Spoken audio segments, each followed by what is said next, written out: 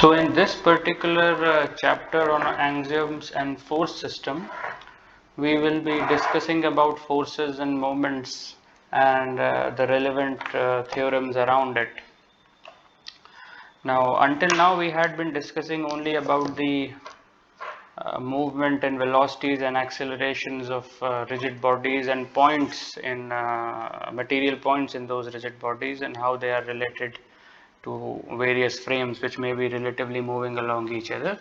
We never mentioned about the causes of such accelerations or velocities or the changes in velocities and so on. So let's first understand the concept of force and moments, and from there on we'll pick up and move to the other axioms and work and energy related discussions. Okay, so force and moment. So you may have known a lot of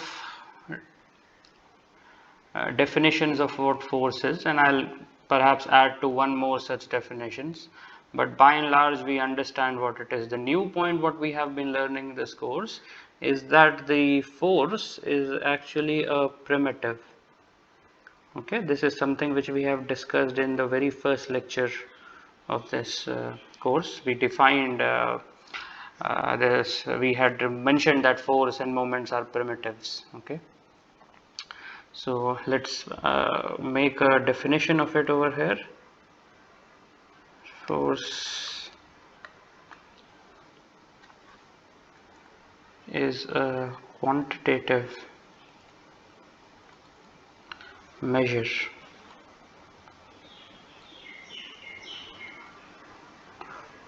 of the mechanical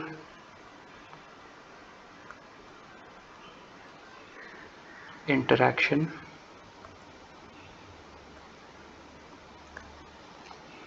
of material bodies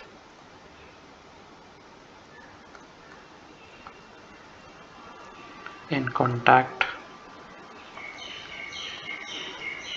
or at a distance.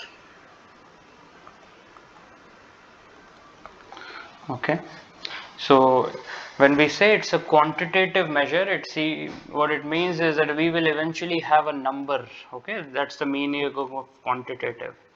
The other word is qualitative. So you should now be able to distinguish, okay, by learning on your own perhaps, the difference between qualitative versus quantitative.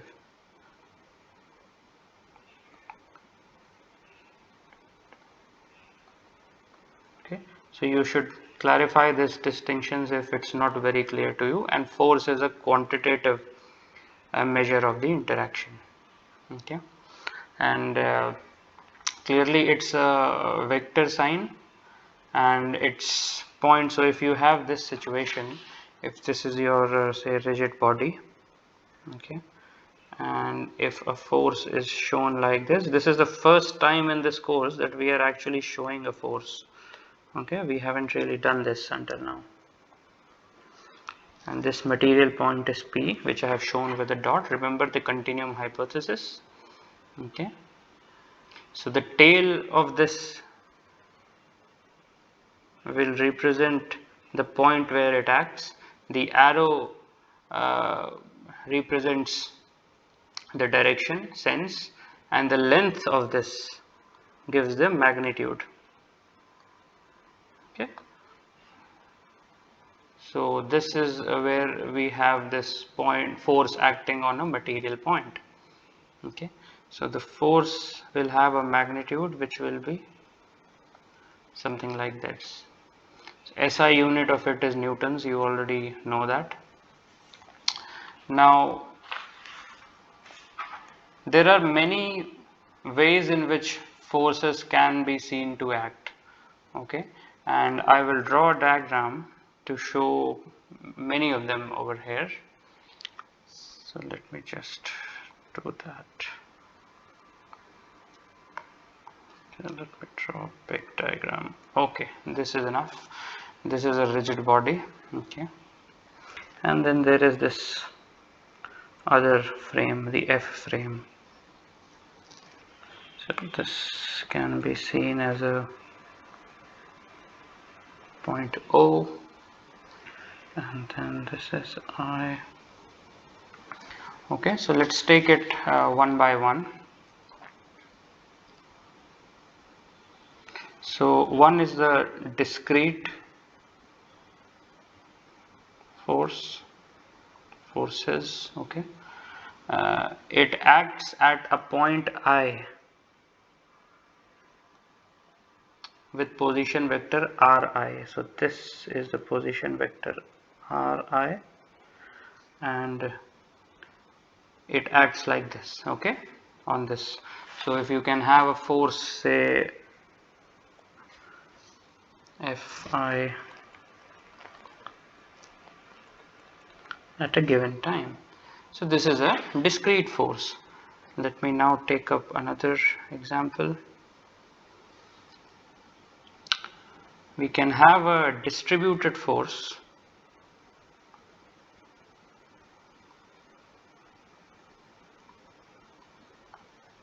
Okay, and let's first take it over a volume. Okay, so if you have a small, say, volume like this, it's a small volume, hence I'm calling it dV. Okay, and let's say if this is the region of this rigid body where the distributed forces act. Okay, so it's distributed over a volume, and it can be written as Fb of r comma t dV, where r can be the center of this small volume and t is the time. Okay, so r is the position of the center of this volume with respect to any particular region. Okay, ideally I think we should put a vector sign. So it can be measured with respect to this O or any other origin which you have seen. So this is called a distributed force, okay, and volume. So the unit of this will be obviously the units of force per unit volume, and if you want to find this force acting over this entire green region, you will have to integrate it F dV, okay, FB dV.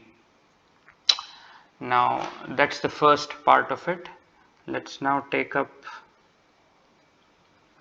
another distributed force.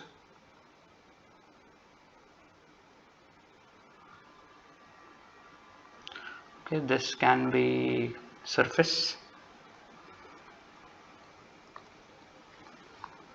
Okay, so rather than now going into the volume, we have to look at the surface of this rigid body. So I'm taking out one part of it.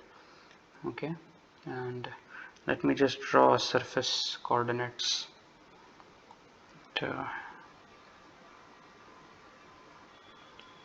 Okay, and I'm just dividing this part of the body, part of the surface of this rigid body into these small surfaces.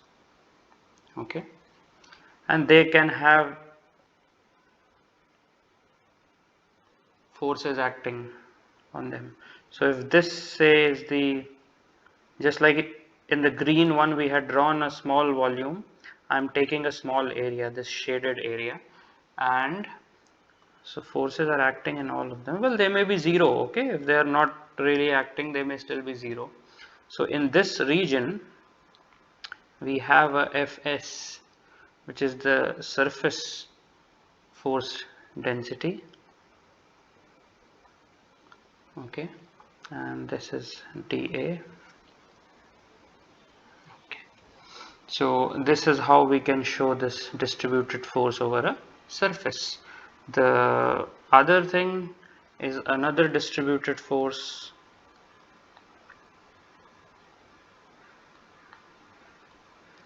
and this can be over a line. So if you have this line like this, okay, and if S is this line, clearly it has forces acting on it, and take up a small region of it. Okay, I'm just highlighting it like this. This is ds, so you can have a FL, sorry, ds, FL as S comma T. So S is the path coordinate over here. Okay, so you have seen discrete forces, you have seen distributed force over the volume, you have seen the distributed force over the surface, and you have seen the distributed force over a line. Okay, so if you want to write their units, okay, this would be in newtons, this would be in Newton per meter cube.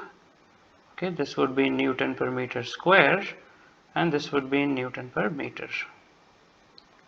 Okay,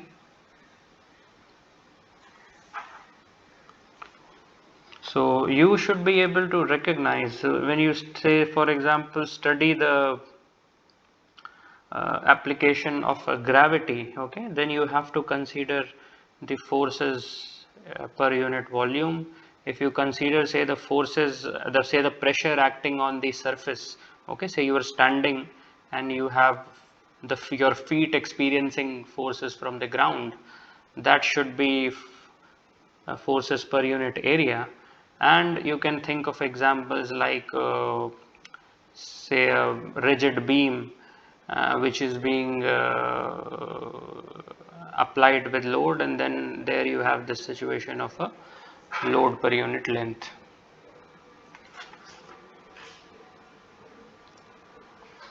So I have not actually spoken about a distributed force because it is very actually impossible to find it in applications of mechanics. However, it has its role. Okay, that role is to simplify a certain complicated situation. So let me put that in words. A discrete force, okay, the one in black which is shown, Fi, is an idealization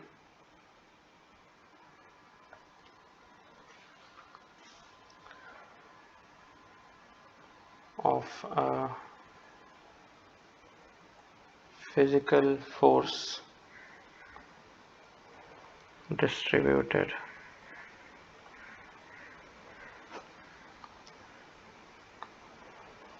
over a small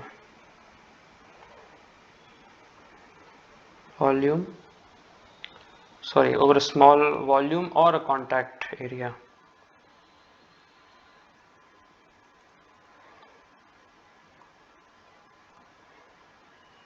I'll explain what this is. Okay, so how do I say that a discrete force is an idealization of a physical force distributed over a small volume? So take up a small volume, this green box which you see in this figure. Okay, something like this. Okay, so it's of a volume which is small,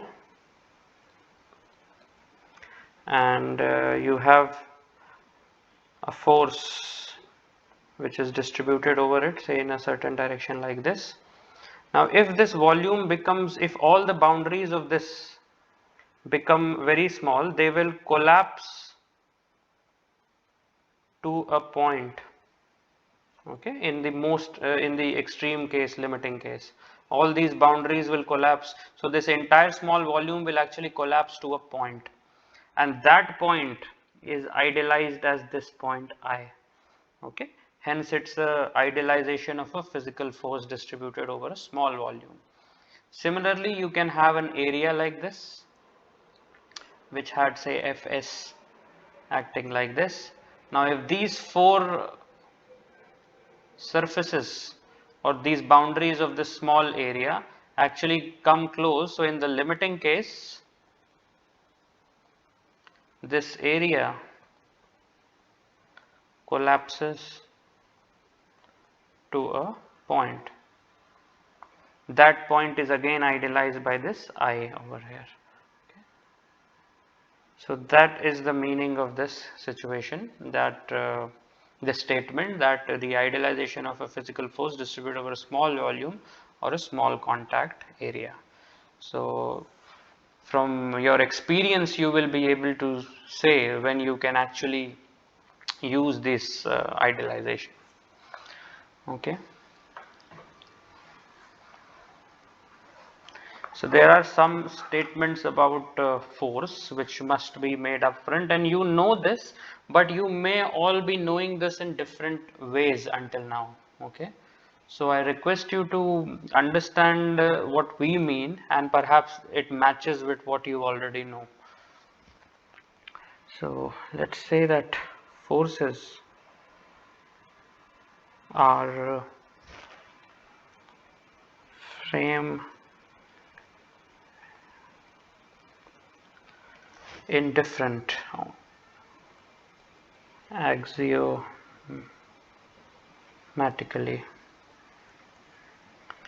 Okay, what does it means? The interaction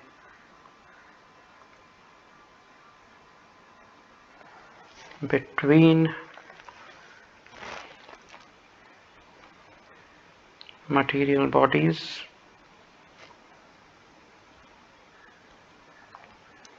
is independent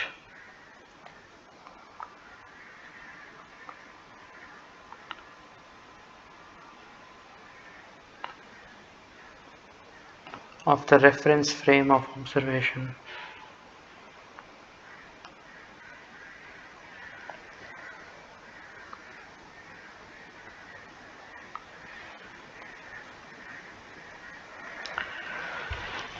So if you have two material bodies and the interaction of this and the interaction between them is quantified, okay, quantified because that's how we define force, by a suitable number in a given unit, that will be independent of any reference frame. So no matter which reference frame do you observe that interaction, that quantifiable number, say of a 10 Newton force, will always remain 10 Newton force. It will not change with respect to the reference frame. Okay, that's the first statement. And then you have another, all forces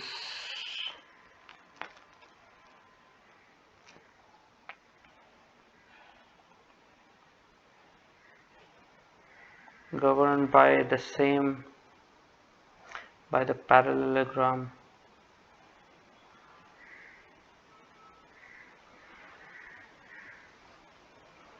okay.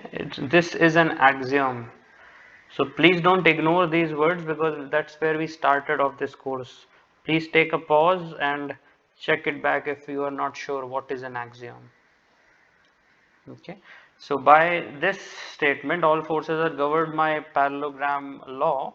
What we mean is that if you have a material point P and then there is this force F1, then there is this force F2, the resultant of these two forces will be F. Okay, so F will be equal to F1 plus F2. Okay, do you notice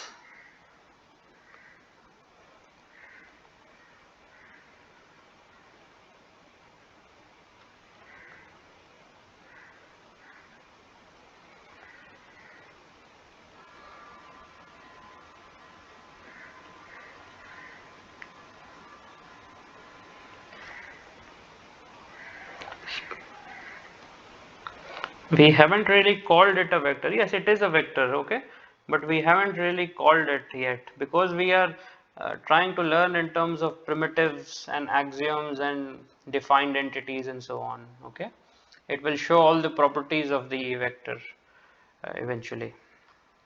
Okay, so this is a property definitely, and then you can say that if you have a scalar alpha,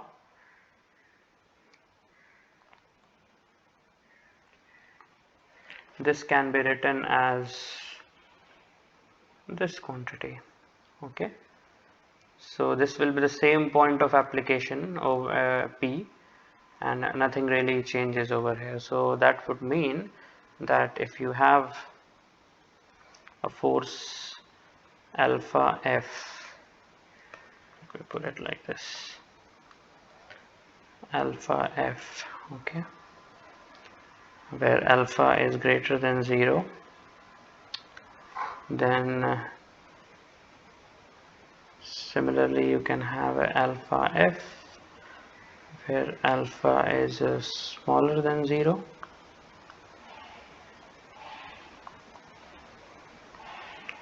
okay, and this is a minus F.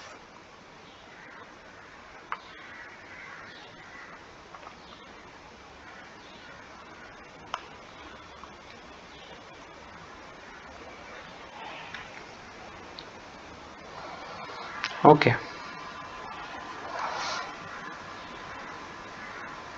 because I mean F and minus F can clearly be written as okay,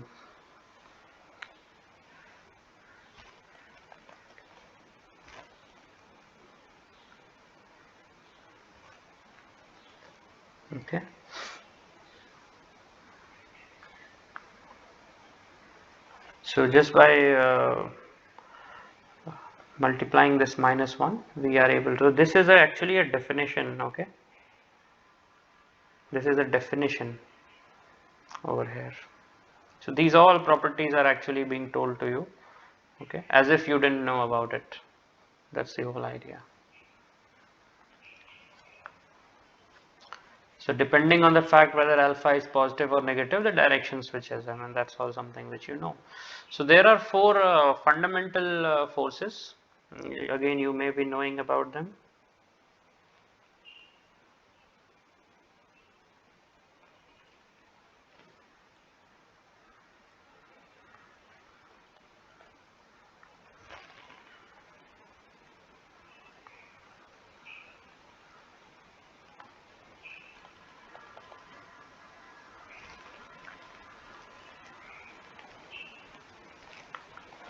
First is the gravitational, the second is electromagnetic,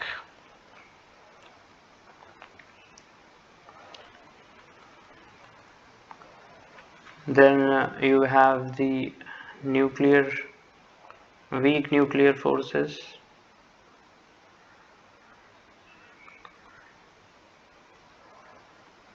and strong nuclear forces.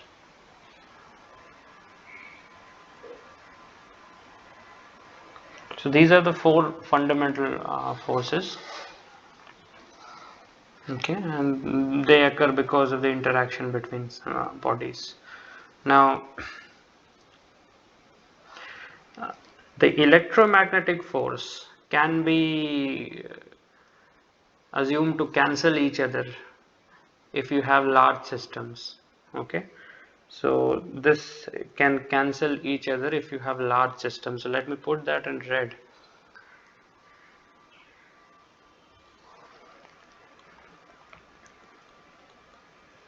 Why can this be assumed to cancel? What will cancel? The attraction and the repulsion forces in large systems.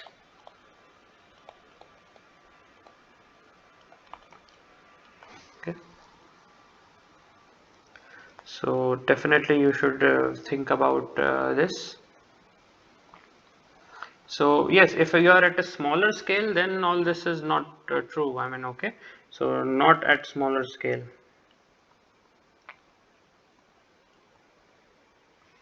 One hint is to look up the gravitational constant and the constant which is used to calculate the electromagnetic forces. Look at their numbers and then see how exactly they play on. Okay. Similarly, these nuclear forces which are there, they are really not relevant at the continuum scale which we are working. Okay. You should also try to answer why. Okay, for this case. So all what we have is the so-called gravitational force, which is relevant to the scale at which we are working in this course. Okay.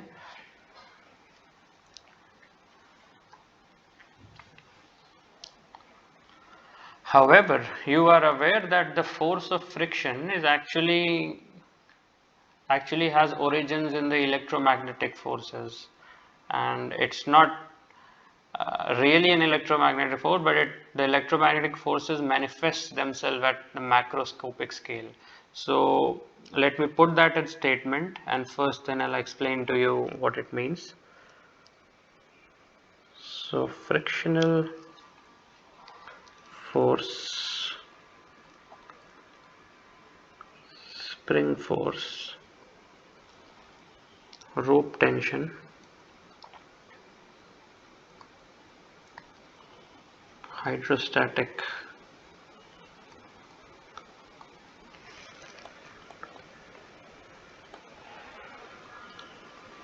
and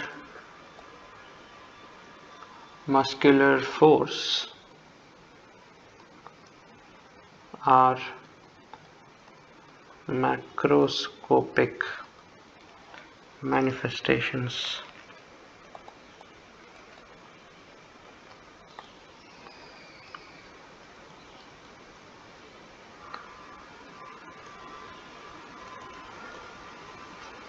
forces. Okay, so by macroscope we mean the scale at which the continuum is valid.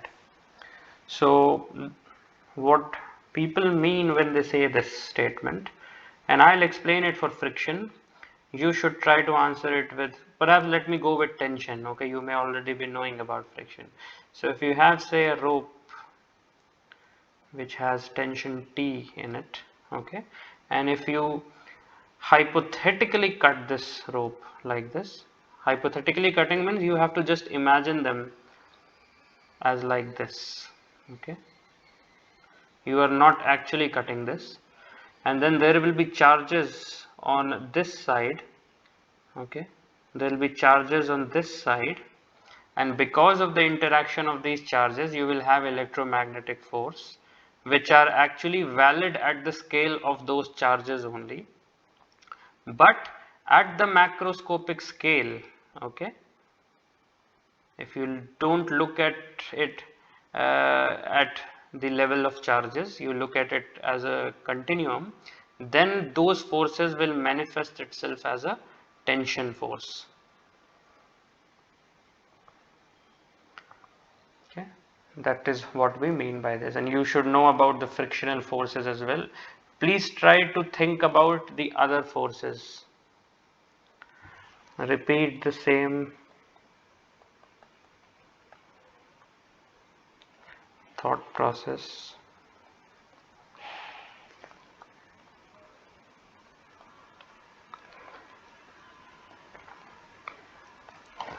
For other examples above.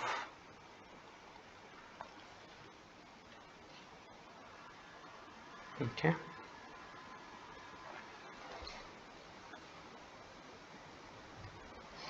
We define now another primitive, okay, that's called moment.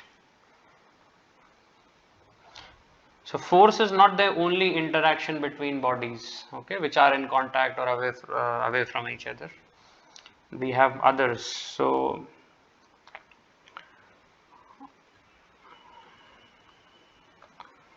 another type of interaction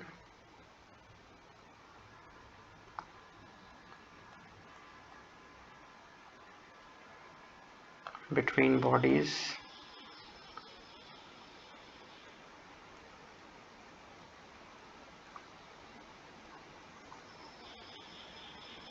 is called moment. It is also a primitive.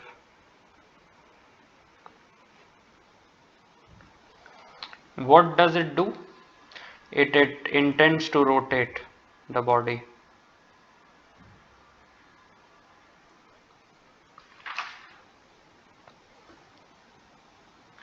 The force may try to push or pull, it will try to rotate. Okay. So the intended, what it tries to do to the body is different for a force and for a moment. Okay.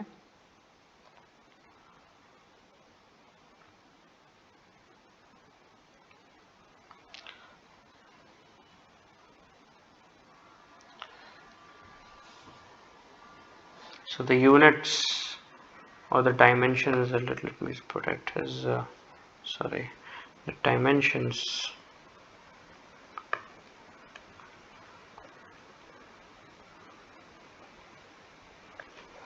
is ml square t minus 2.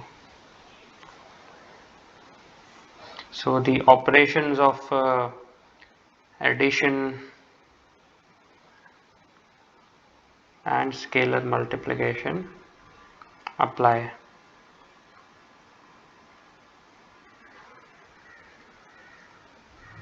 As for force, so we don't write addition and subtraction carefully because subtraction is just a kind of addition. For that matter, even a multiplication is a kind of addition. As for force, okay. So this has its use perhaps in some of the later courses where the intent is to be able to turn or twist a body. That's where this concept of moment comes along. Okay. Now this is a primitive, I have told you. Okay. Using this primitive, I will define another entity. Okay. So that's where you should note that closely related to moment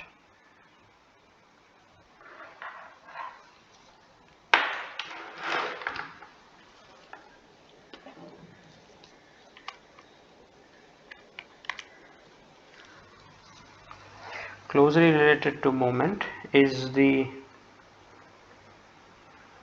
defined entity of moment ma of a force F acting at a point P about a point A. Okay, so units are Newton meter in the SI system because that's what we follow. So this should be clear. The primitive moment and the moment of a force is defined entity. Okay, so let me show that first. How does it look like? So you have a point P, you have a force, okay, you have a point A, you have this vector, sorry, okay, it's supposed to be a straight line no matter how it appears to you, and I'm not doing it by intention. Okay, so the vector RPA is shown, okay, and the point P is shown, the force F is shown, and clearly let's show this angle as theta. Similarly, this angle is theta.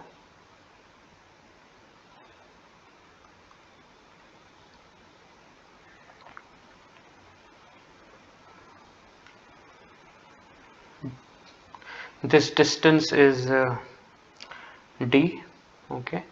We'll also draw this point Q over here because we might need it later on. RQA.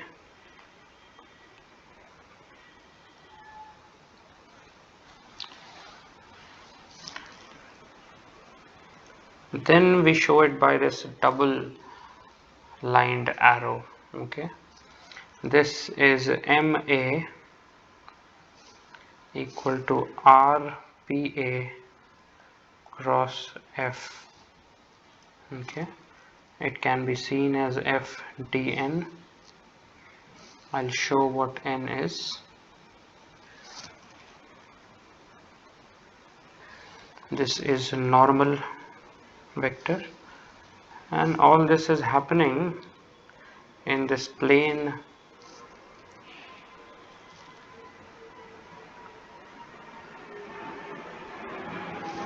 so this is the plane pi of A and F. Okay, so A is a point and F is a force. This plane pi is a plane which contains both this force F and this point A. So N will be normal to that, and hence this RPA will also be lying in this pi plane. Okay, RPA will also be lying in this pi plane, and the moment you take a cross product of RPA and F, so now RPA and F both lie in this pi plane. The moment you take a cross product, you will point to a direction which is perpendicular to both, and that's the normal to the plane. So this is normal to pi plane.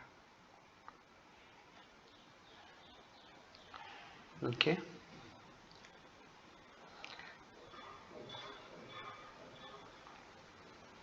so you write that MA is equal to RPA cross F.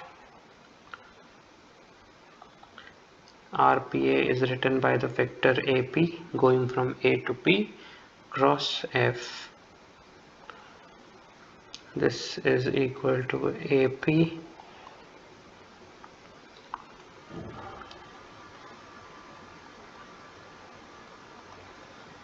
F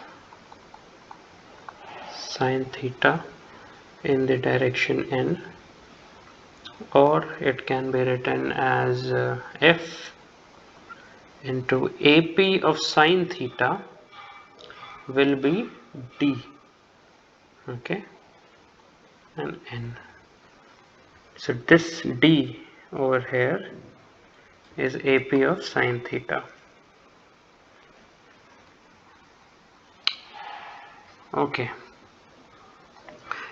the cross product is also written in this form using determinants IJK, that is Rx, Ry, Rz, and Fx, Fy, Fz. Okay,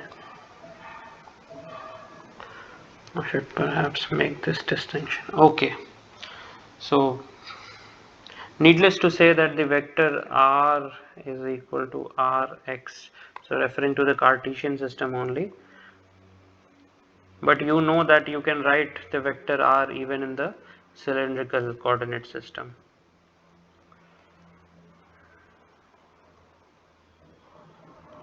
Okay, similarly the vector F is equal to Fx I cap plus Fy j cap plus Fz k cap.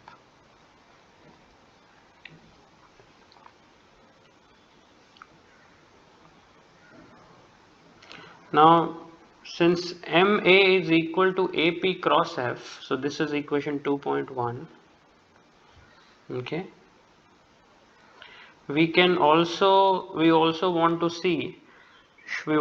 to show that MA is also equal to AQ cross F. Okay, so let's see that. So Q is any point which is lying on the line of action of F. Okay, you can see that in the diagram. Q is any point which is lying on the line of action of F. So we just want to take the, so if you ever have to prove something is equal to something else, you don't start by assuming that that is true. So don't ever write that MA is equal to AQ cross F and then try to expand and show that this is true. Okay, never do that. What you do is, and you already know this, is you begin with the right hand side, that is equal to AQ cross F. Okay, this you will be writing as AP plus PQ cross F. Okay, AP plus PQ. So PQ is this, something like this. Okay, you know the which triangle to look out for this. Now this will be AP cross F plus PQ cross F.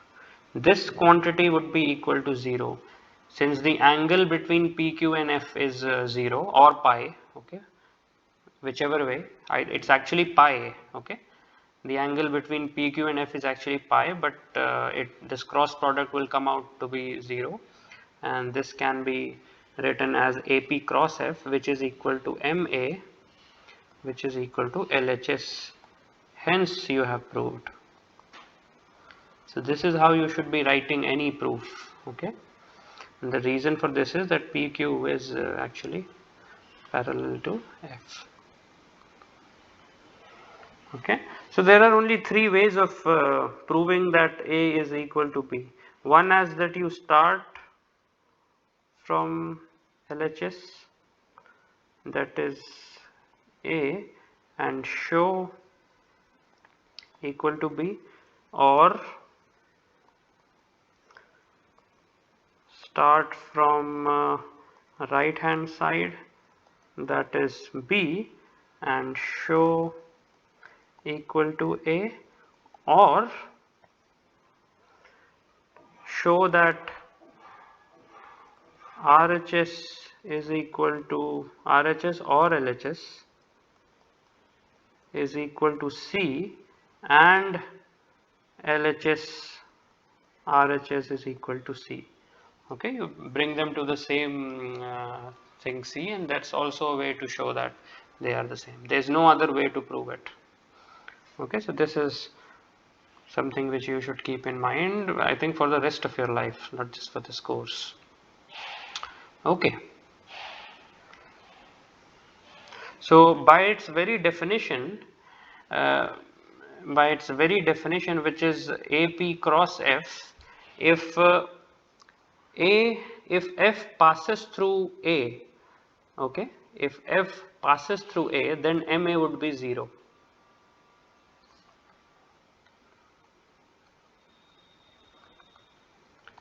If F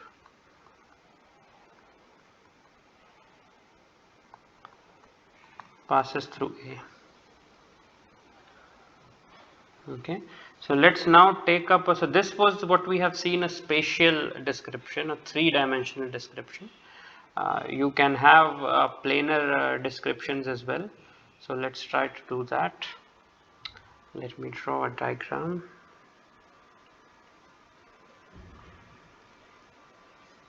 So you have the x-axis, you have the y-axis, you have the point P, and you have the force F. Okay, clearly this will have, so let me just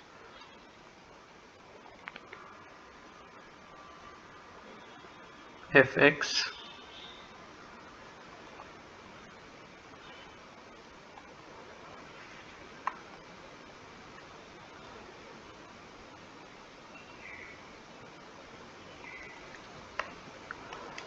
and then this component is Fy.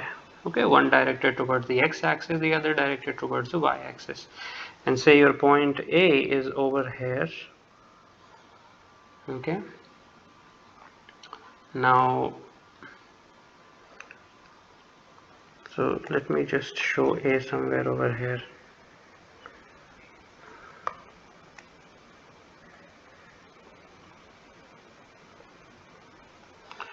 Okay, and then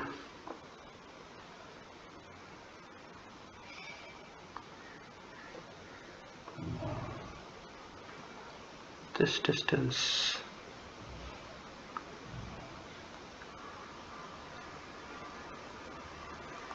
So I'm drawing this dotted line along the line of action of force. So Fx can be seen over here. Fy, I should show with a dotted line. Okay, just like pulling forward those, and then Fy.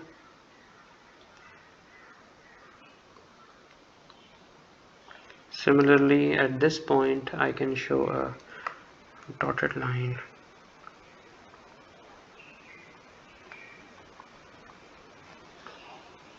This distance is A, this distance is B, and this distance is D. So D is something which we had seen in the previous case as well. This line is D.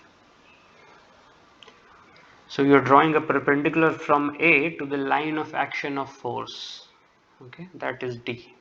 That distance is D. Now, if you want to show the vector R, that would be, this quantity would be equal to Ry. Okay, and this would be equal to Rx.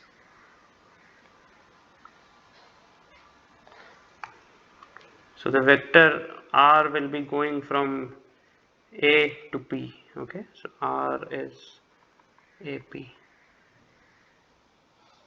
Okay, so in this case the n vector is actually equal to plus minus k.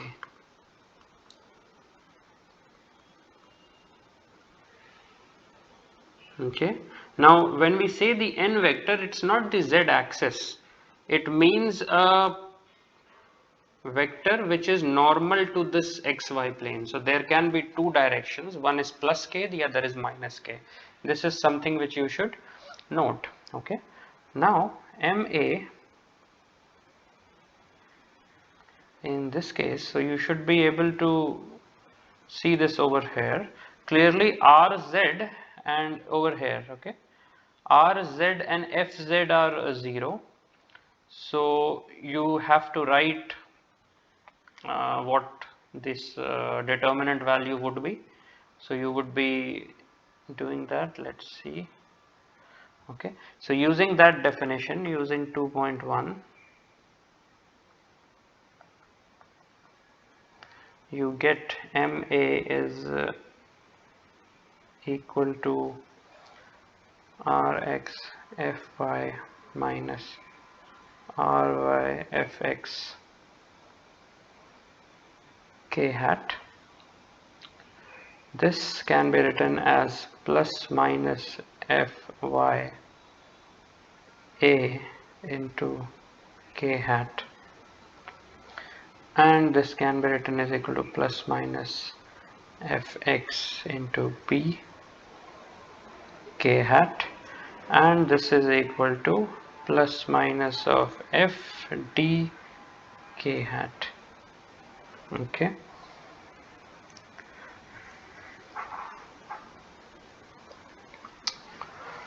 so this is quite clear. Okay, why are we writing it like this?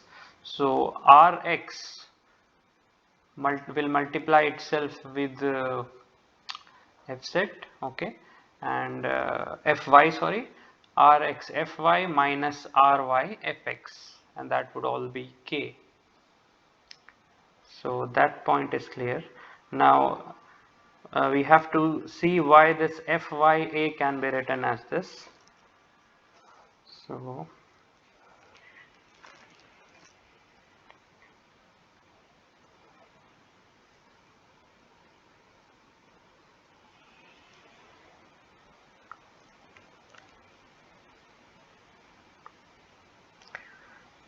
The way this can be written is, now I am trying to write the moment about A not with respect to this P but with respect to this point. Okay, it doesn't have a name but it has a color. Okay, so let it put it over here, and we knew that this MA will be the same if you write the moment for a point Q over here. Okay, you see that over here.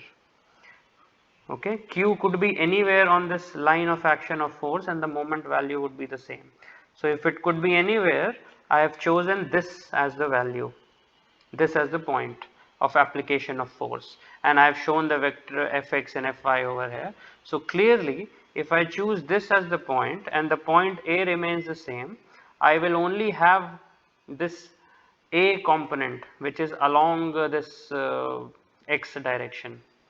Okay, so I will only have this Rx will be equal to A and Fy, and Ry will be equal to 0. Okay, but because for this particular vector, okay, Ry is 0, and that's why you have this. Now similarly I have chosen this, sorry, I have chosen this point. Okay, and over here this vector will have only the component along the y direction. So Rx would be 0 over here and Ry would be B, and Fx is already there, and that's why. So I think you can clearly figure out why the modulus sign is coming up. Okay, it's just to offset any difference between the Fx and Fy, and you have put a plus minus sign, so it considers both possibilities. The last option is not new. I mean, we have already seen that this will be equal to Fdn over here. Okay, so if you draw a perpendicular from A on the line of action of force, that distance is d, and the moment can be given by Fd, and n in this case, as you know, is plus minus k. That's why you have a plus minus over here. Okay, so I hope this is clear how these three things are written over here. So verify the modulus and plus minus signs. So this is called equation 2.2. Okay.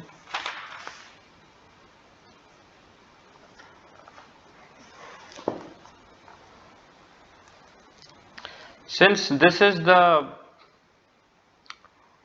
moment of a force, it will try to rotate the body about A. Okay, so the positive negative sign, I mean, you should try to physically interpret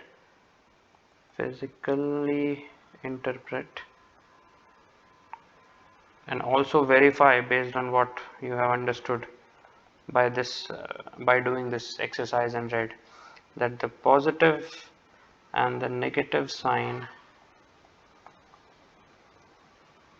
according to F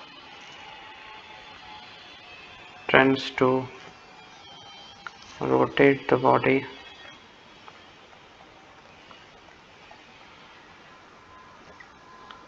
about A in direction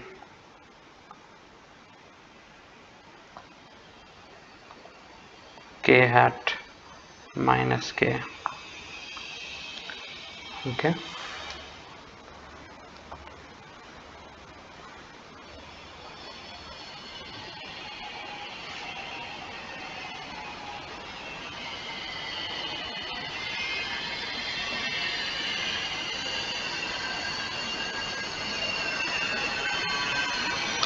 okay.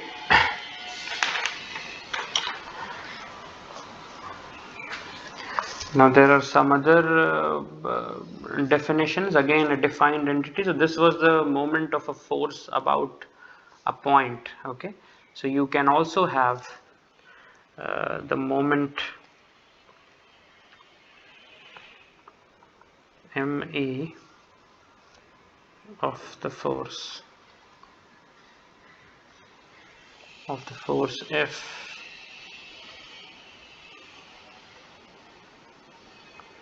about a directed line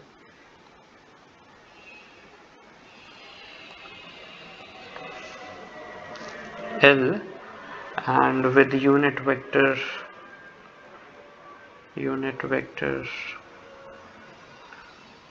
E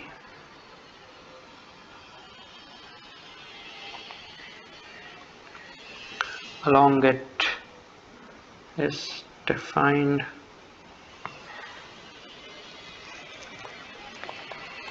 as the component along E of its moment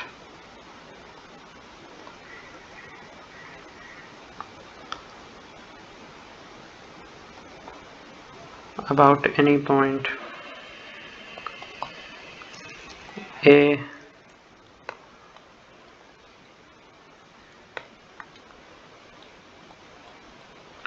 on L. So one of the important things is, again, the moment of a force about a line is the defined entity. Okay, just like the moment about a force, the moment about a point was. So let's see that first of all using a diagram, and then we'll mathematically write. So if this is this is the point P, material point P, this is the force F acting on this point, this is the point Q, this is the line L. So this is directed along E. You have a point A,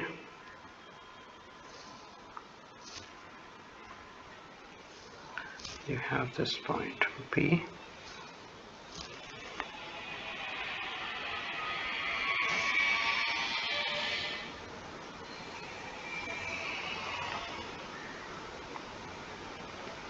okay.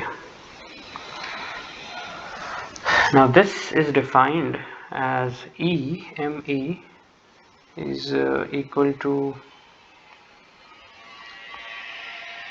the dot product for ma was the moment of a force about a point A. Okay, so you will be able to, using this you can find ma clearly. Okay, because you have the vector rpa given, and you have the point P given, and you have the force F which is given. So you can find ma. You have to take its dot product with E. E is a unit vector which is along the line, and this is equal to AP cross F. Okay, that we already knew, and this is E. This is equal to Rx, Ry, Rz, okay, Fx, Fy. You should be aware of what this product is, okay, scalar triple product. And then this is Ex, Ey, Ez, okay. Now Me is equal to Me. So the moment of a force F about a directed line L with unit vector E is this. The magnitude of Me is find out or defined using this. Okay.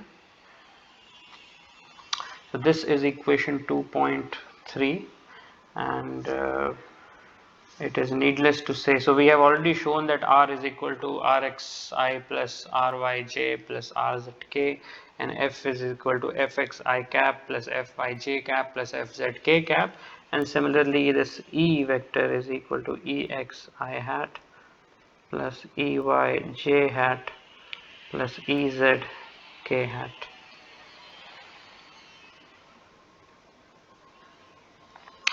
Okay.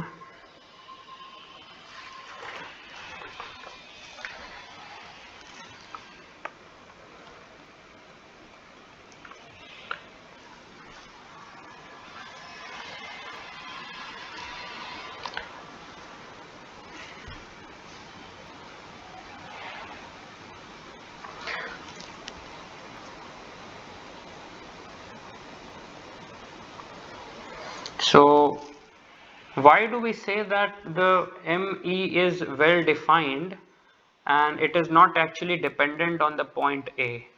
The reason is that for any other point B on L, you can write that MB dot E, MB dot E is equal to BP cross F dot E. Okay, so this would be equal to BP can be written as BA plus AP cross F dot E, and this can be written as BA cross F, okay, dot E plus AP cross F dot E, and I'll just write this as BA cross F dot E plus ME,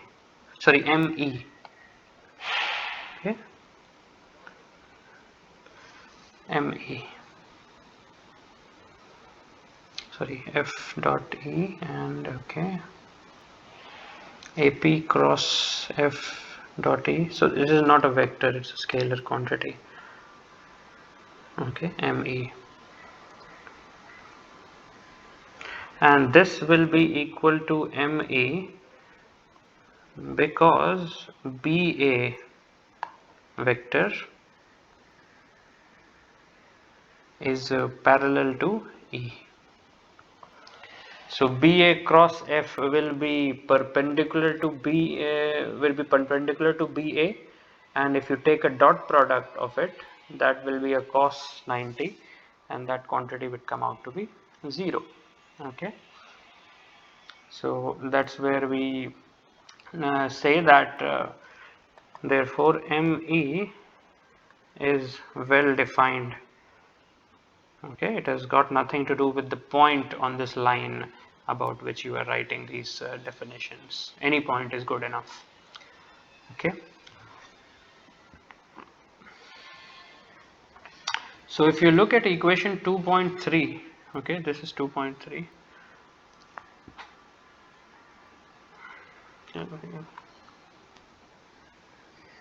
This is 2.3. The ME which you have will be equal to 0 if and only if F intersects L or is parallel to L. Let's write that and then we'll verify that.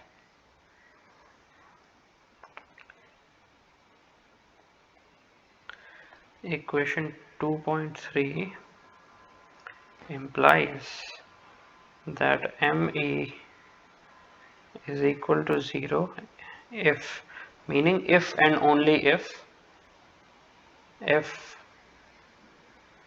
intersects L or F is parallel to L. Okay, and let us see that.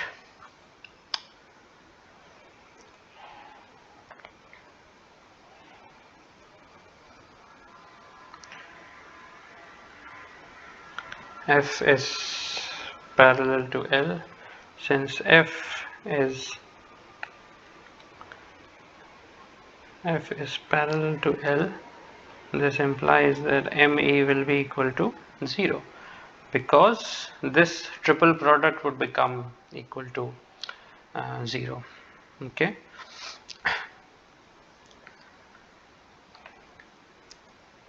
Similarly, if you have L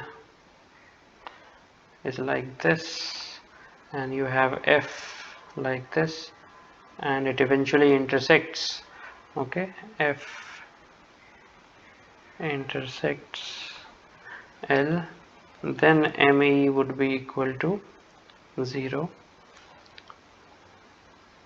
Okay, so you should be able to verify all this now. Okay, you have seen the definition, you have seen how it works, you should be able to easily verify all this. This will make sure that you have understood what you are seeing, otherwise it all seems that we are getting everything. So you should be able to apply the knowledge which you are gaining out of this, and to check that, this is the only way. And the third possibility is that say if you have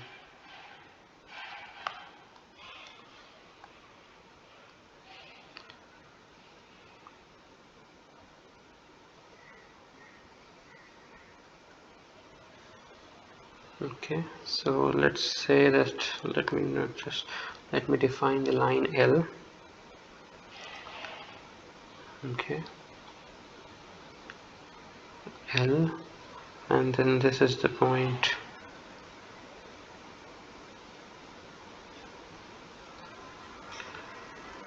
P, so this is not on the plane. Okay, and then you have this F,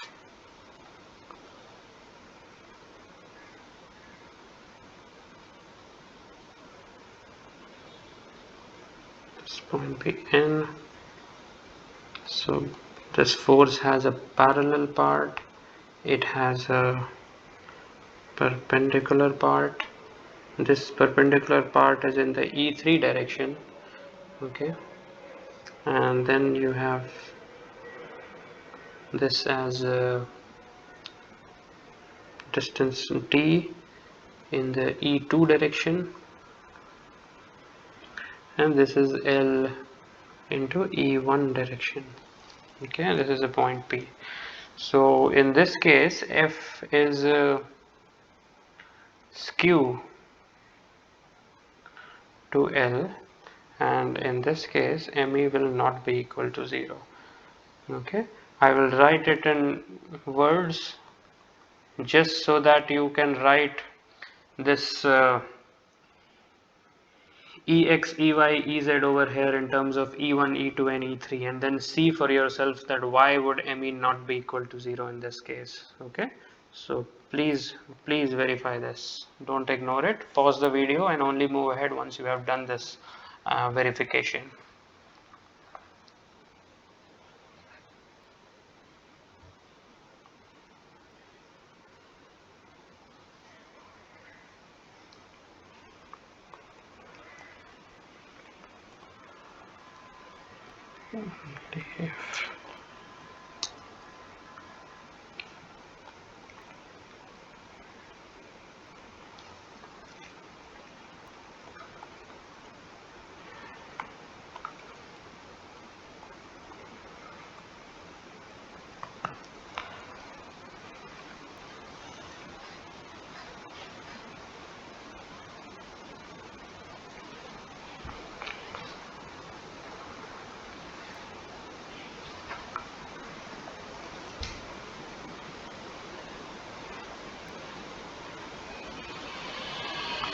Okay, now MA is the vector sum of the moments of the force about 3 orthogonal axes through A. So let me put that in word and then we'll see what it means.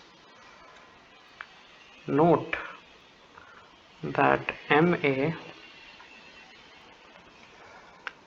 is the vector sum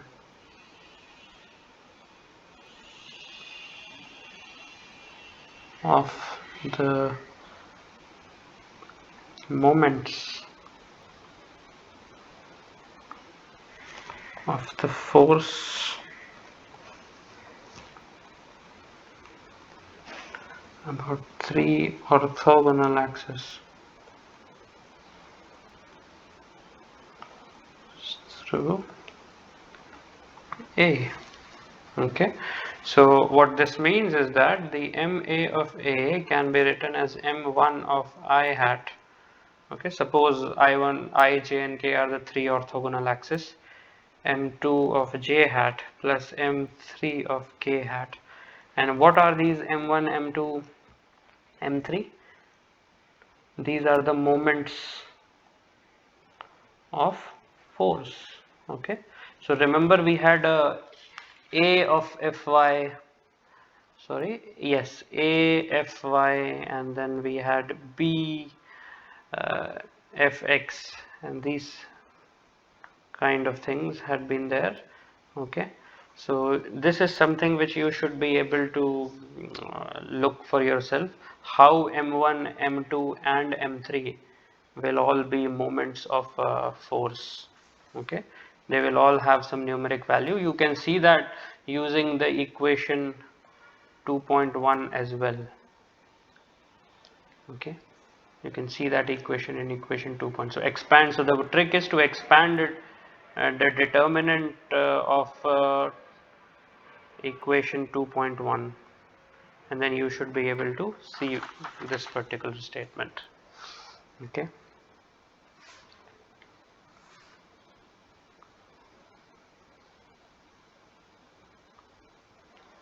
okay, now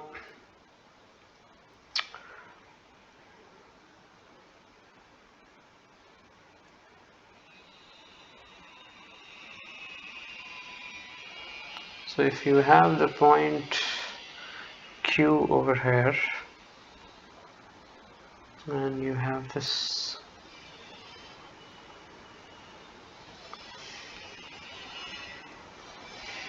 you have this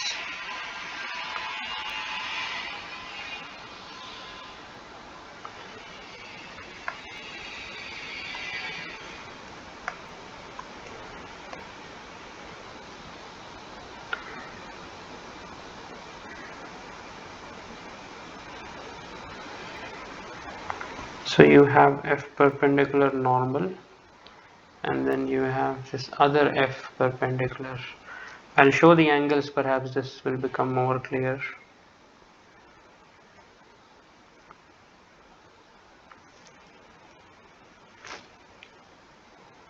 F perpendicular, and then you have this F perpendicular shear. So you have F force divided into two components, parallel and perpendicular. Now the perpendicular one has been resolved along two directions, F perpendicular normal and F perpendicular shear. Okay, now F perpendicular is perpendicular to F normal clearly. Okay, F perpendicular is perpendicular to F parallel, and F perpendicular shear, okay, is normal to F perpendicular normal. So this angle is 90 degree. Okay, so you have this, and then you have L, which is in the E1 direction. You have this point D, which is perpendicular over here. And this is E2 hat. This is normal direction. That's why this F perpendicular normal is directed in this one. And this, what you have is a pi plane perpendicular to E. Okay, so E is this direction of the line. And lastly, this F perpendicular shear is in the direction of E3.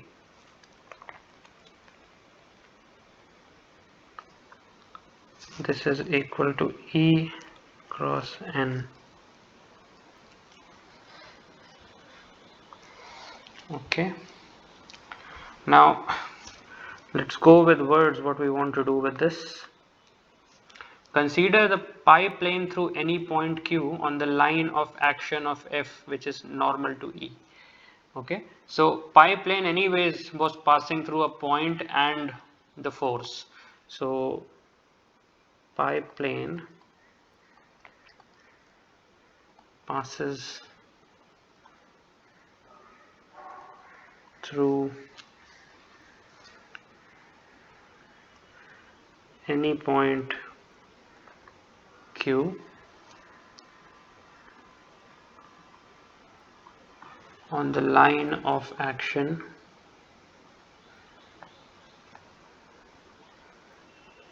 of f, which is normal to E. Okay, now this plane intersects line L at D. Pi intersects line L at D. Okay, so that's clear now.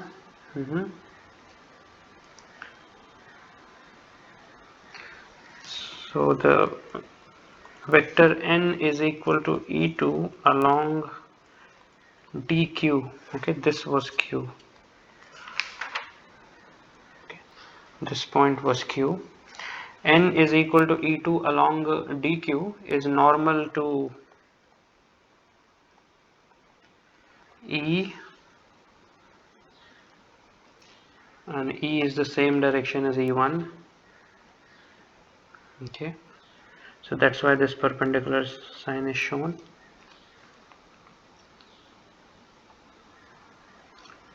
And also to E3 hat is equal to E cross N.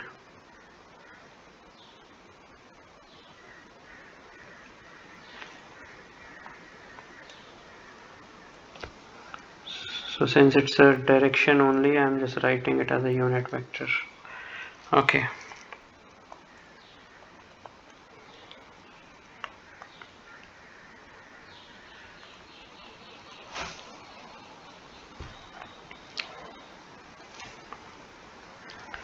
At Q and the unit vector E3 at Q is skew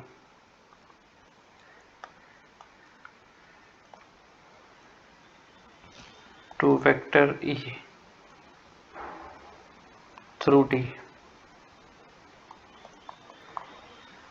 So E3 is skew to the vector E, so it's neither parallel nor perpendicular.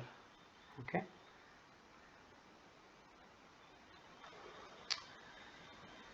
Okay. Now when F is resolved into F parallel and F perpendicular, that is already shown, and then F perpendicular is further resolved into F perpendicular shear and F perpendicular normal. Okay, and when we say parallel or normal, it is parallel or normal to E. Okay, and when we say F perpendicular normal and F perpendicular shear, it is normal, it is along N,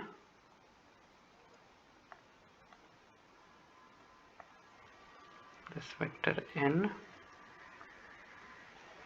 and this one is along E3.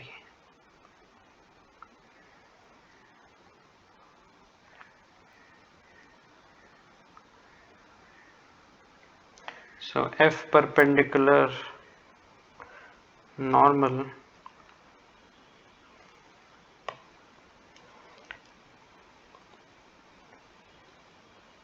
intersects line L,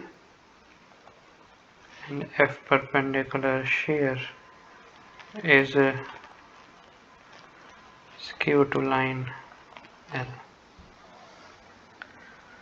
Okay, so you should be very clear about how all these lines are, about the parallel, about being normal, about being skew. Okay,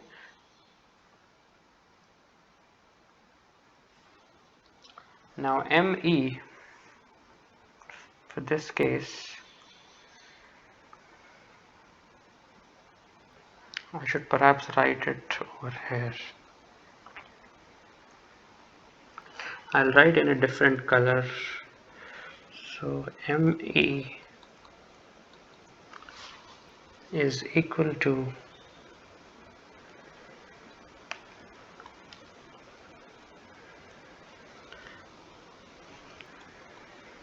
RQD cross F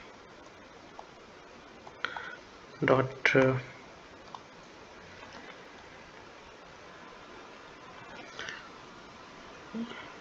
E. This is coming from the definition and along the direction E. Okay, now RQD has to be written as DQ along the direction. What is the direction of DQ? It is along N or E2. Okay, cross. Now F has to be written in parallel. So F parallel will be perpendicular along the E1 direction, plus F perpendicular will be written is F perpendicular normal and F perpendicular shear.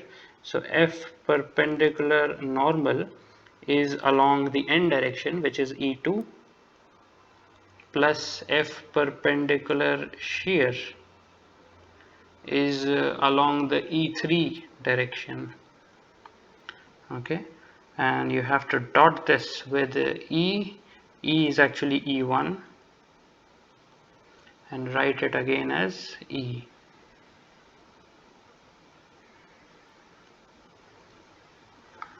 Just use this.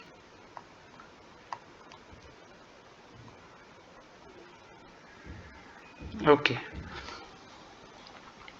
now this will only be left out with DQF perpendicular shear into E.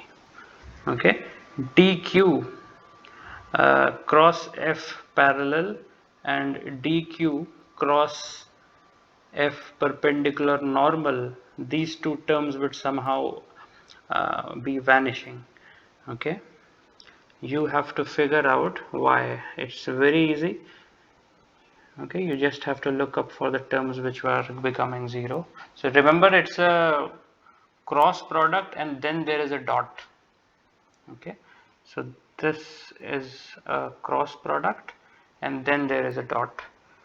So E2 cross E1 will be perpendicular to E1, and that's why if you dot it with E1 you will become equal to 0. Similarly, E2 cross E2 will anyways be 0 because E2 and E2 are in the same direction. So that's how the first two terms are not absent, and the only term not contributing will be E2 cross E3. Okay, and that would be along E1. You take a dot product and the direction would vanish, it would just be 1, and then you again have this E vector over here. So that's what you were left out with. Okay, so this should be easy for you to do.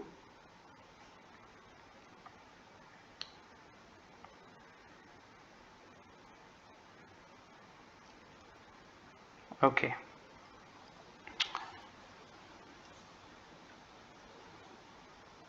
so if you have to write this thing in blue in words, I will write it in blue itself. The moment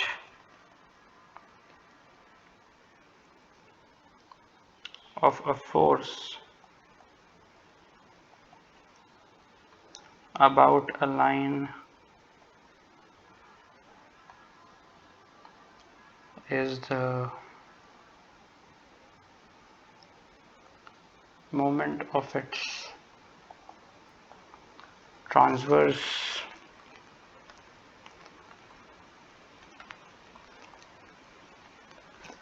skew components.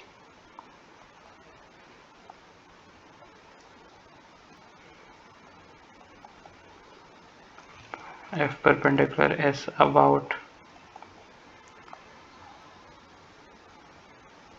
the line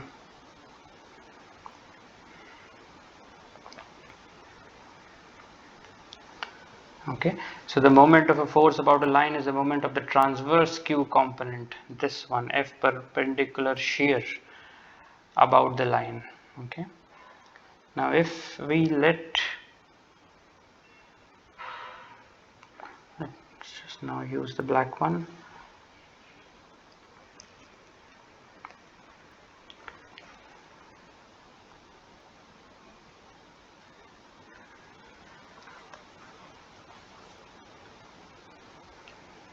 So let D equal to Cn be the minimum distance between L and F. Okay.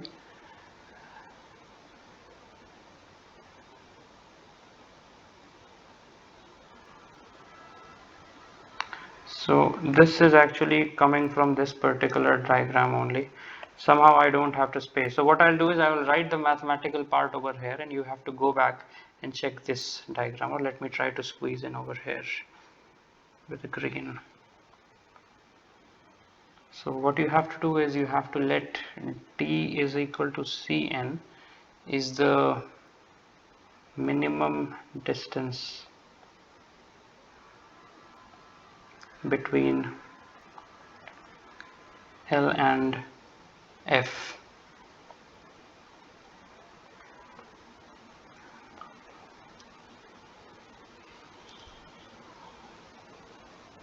Okay, so Cn's will be perpendicular to F.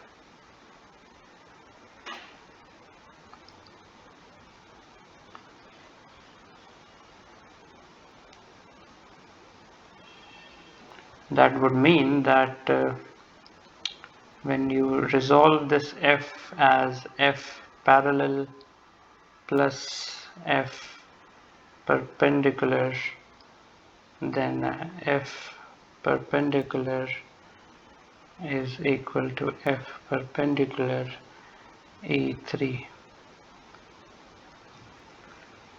Then this is perpendicular to both L and Cn.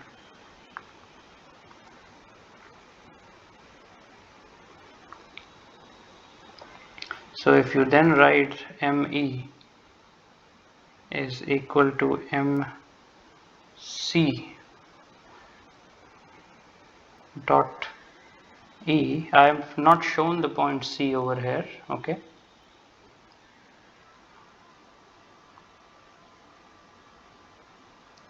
Actually it's somewhere shown, I'll show you where it is shown.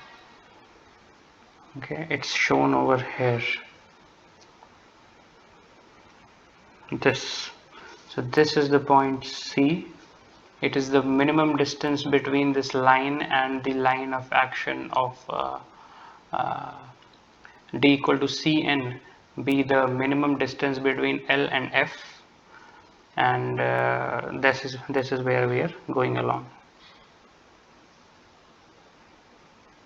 So this part which I have just written, you should take it back, or let's see if I can cut it back. Okay, let me now use my some skills.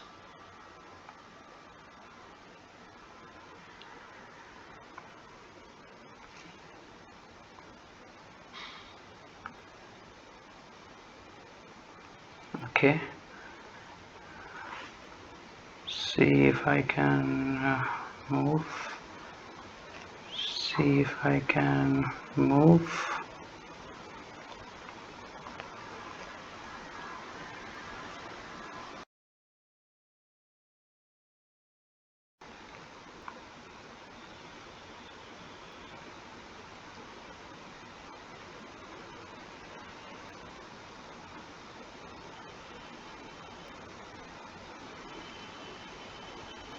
Okay, so ME. So D equal to Cn is the minimum distance between L and F. Okay, Cn is clearly perpendicular to F. Okay, since it has to be the minimum distance. Now if F is resolved into F parallel and F perpendicular, so F perpendicular will be along E3. Okay, since this line is along E1 and this distance D is along E2.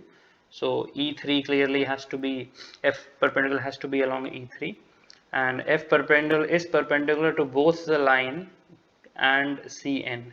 Okay, so Cn has this direction. Sorry, now I should come back to my ink. So Cn is basically along E2 and L is along E1. So clearly F perpendicular, which is along E3, will be perpendicular to both of them, and ME will be equal to MC dot E. This will be equal to D E2 cross F perpendicular E1 hat plus F parallel E1 hat plus F perpendicular E3 dot E3, sorry, dot E1. This should come out to be equal to F perpendicular D. Okay, ME is equal to M dot C, MC dot E. So MC will be the moment of this force about point C. So that will be DE2 cross F. So this is, let me put this vector, and then it is dotted with E, which is E1. So this is what we get. Okay.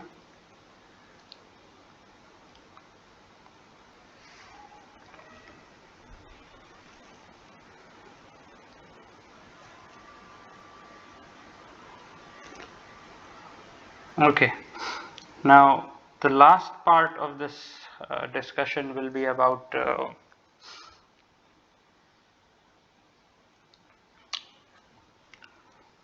defining a couple. So a couple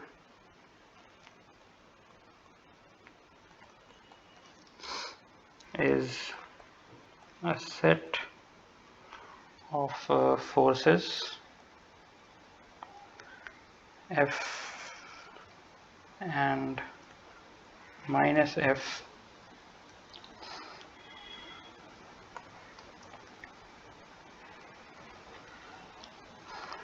with different lines of action.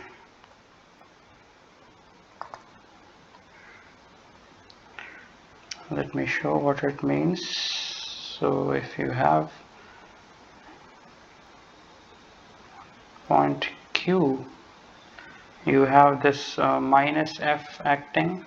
On point P, you have this plus F acting, and so let me put this Q over here. You have this point A,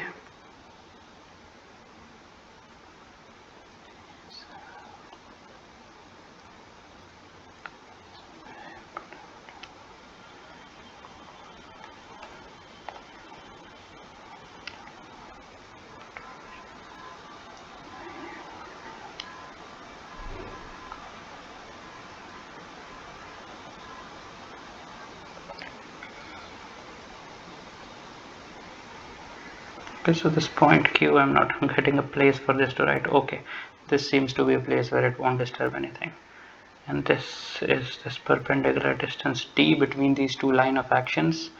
This is the vector Q to P. Okay, and let me call this as angle theta.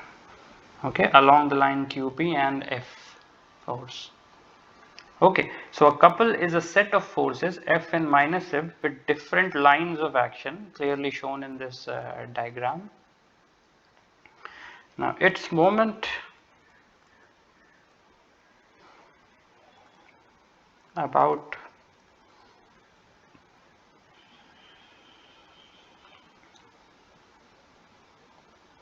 every point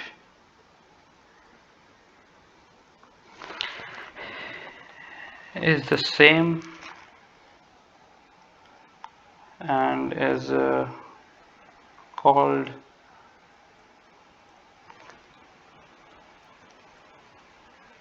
the moment C of the couple.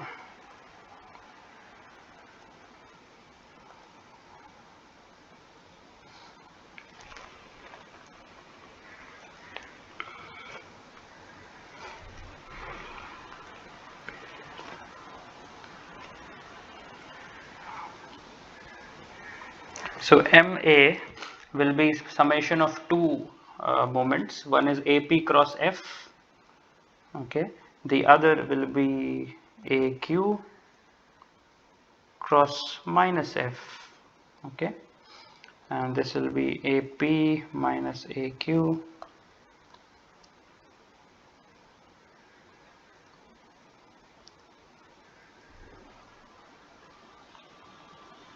this will be equal to QP cross F, and if you take a dot product, cross product of QP cross F, you will get FDN.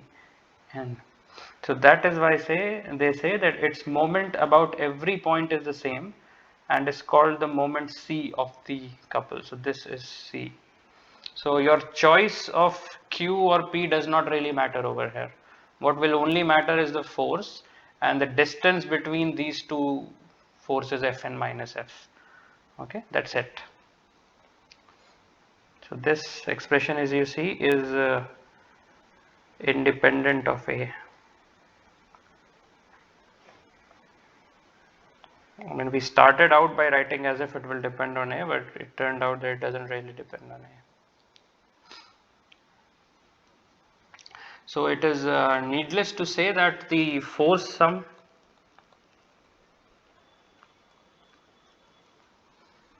of a couple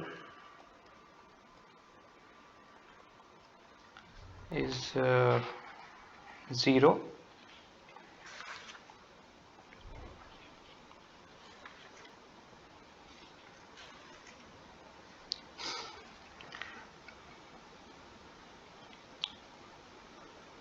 Okay, because if it will be F, the other side will be minus F and there will be 0. Now, a couple is more than just these two forces acting. So the word used over here is operationally, meaning what does it actually do? Okay, a couple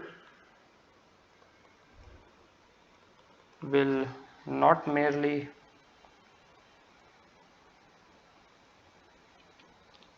signify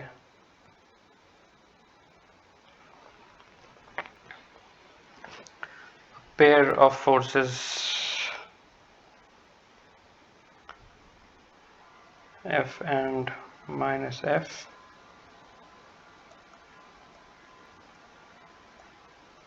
but also a moment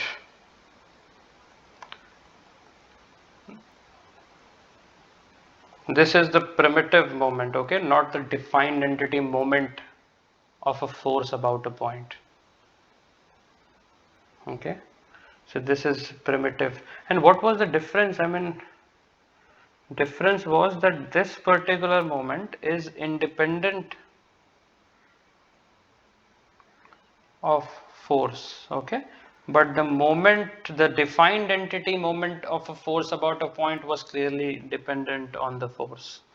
Okay, so that's the difference. So the force sum of a couple is 0. Operationally, a couple will not merely signify a pair of forces F on F, but also a moment. Okay, so it has a primitive built into it.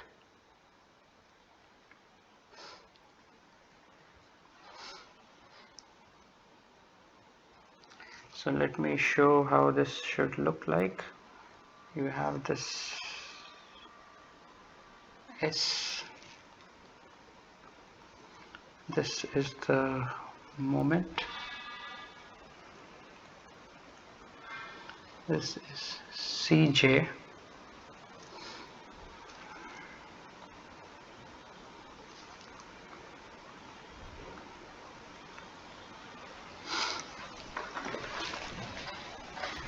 So the moment, sorry,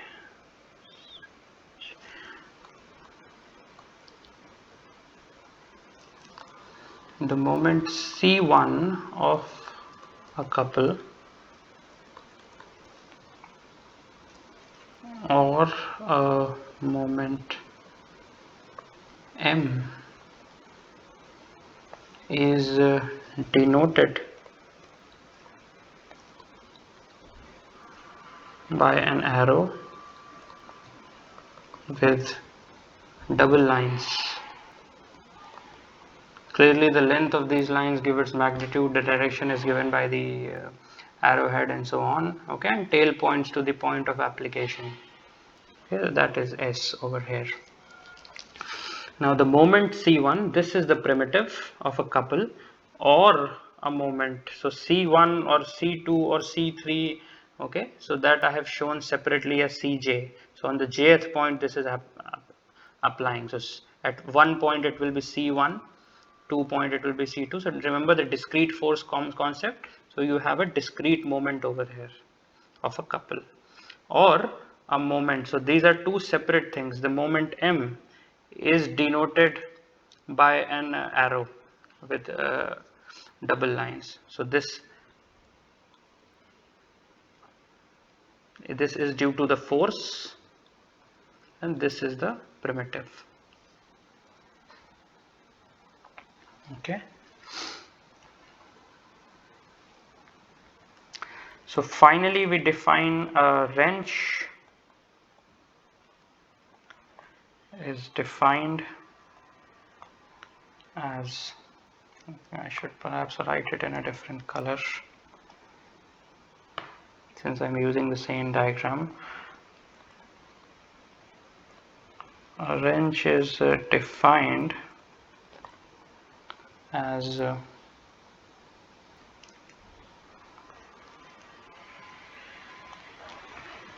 system of force F and a moment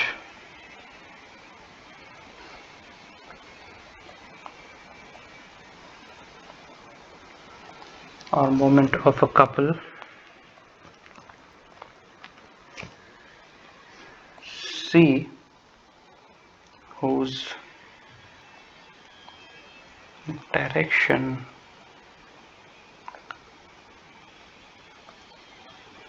is the same as or opposite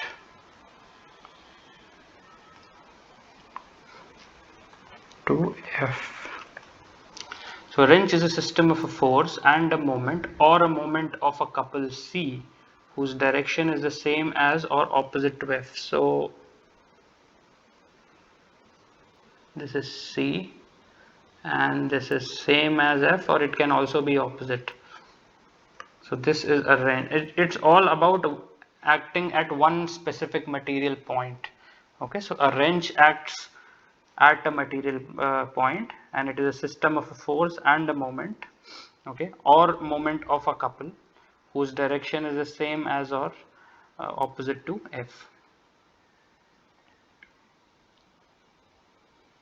So what are the examples?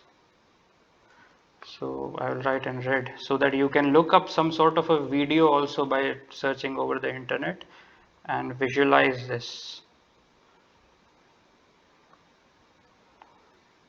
Okay.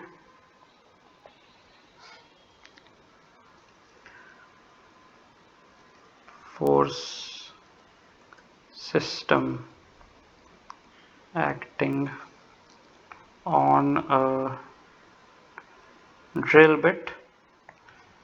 So you may be doing this experiment in your workshop, okay, drilling. So please observe how the drill bit experience, what force systems does a drill bit experience. And also which you should be able to look up is a screw.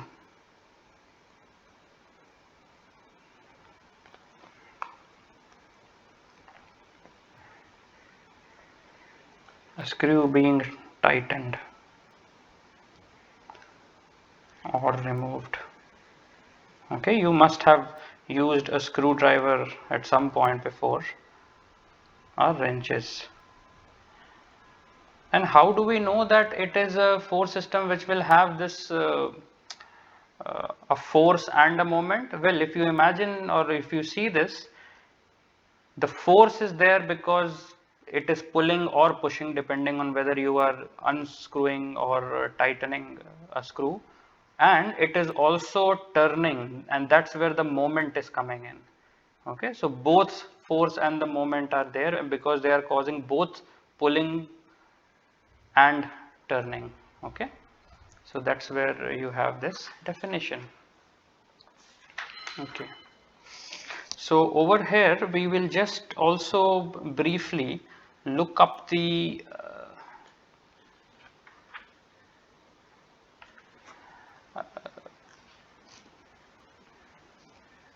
okay, or perhaps we will just take up the mass and center of mass after this. So this is an appropriate time to begin discussing about the concept of mass and center of mass, and clearly this is related to something called the inertia, which we had briefly touched upon earlier. So let's go into the definitions and see how they are related to what we have been learning until now. So the property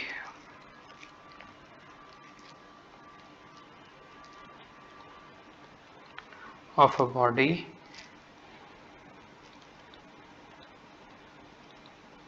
due to which an external force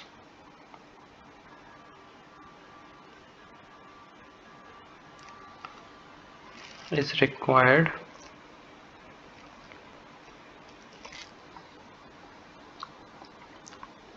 to accelerate it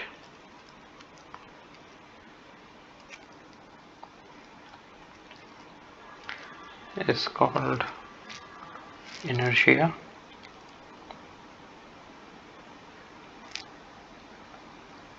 and its measure is called its mass, also called inertial mass. This is something which you can say from your everyday experience. If you have a small piece of rock, the external force you would require for it to accelerate will be much less compared, say you have a huge boulder kept in front of you. Okay, so that is something related to inertia, and that's how mass and inertia are related. Okay, so that is an example which we knew from our everyday life.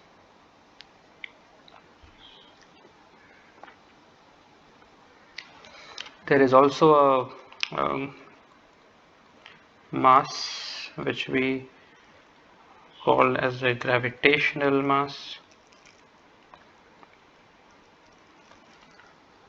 also appears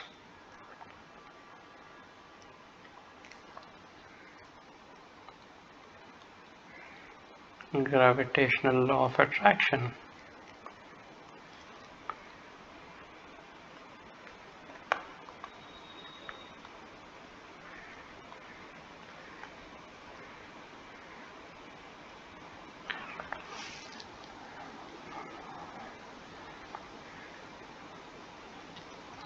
Okay.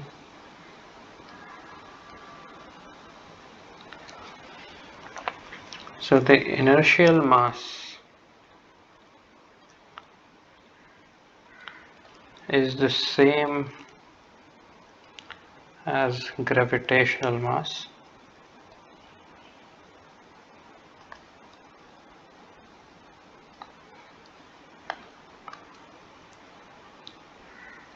in classical mechanics. Okay, mechanics of the scale in which we live, with things which you see around you. So this is by experience, okay. By experience we can, so these two definitions, okay, about its gravitational mass and about its inertial mass, they are the same, which we have come to know by our experience, okay. So of course if at a much smaller scale like the atomic scale, this may not be true.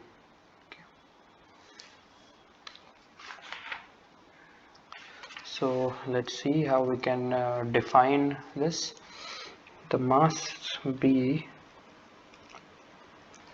m of B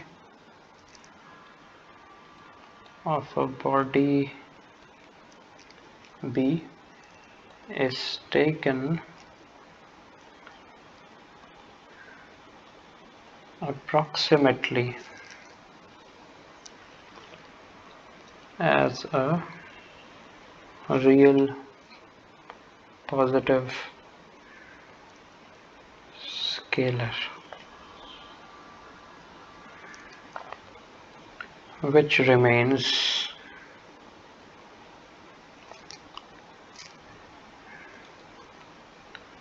invariant with time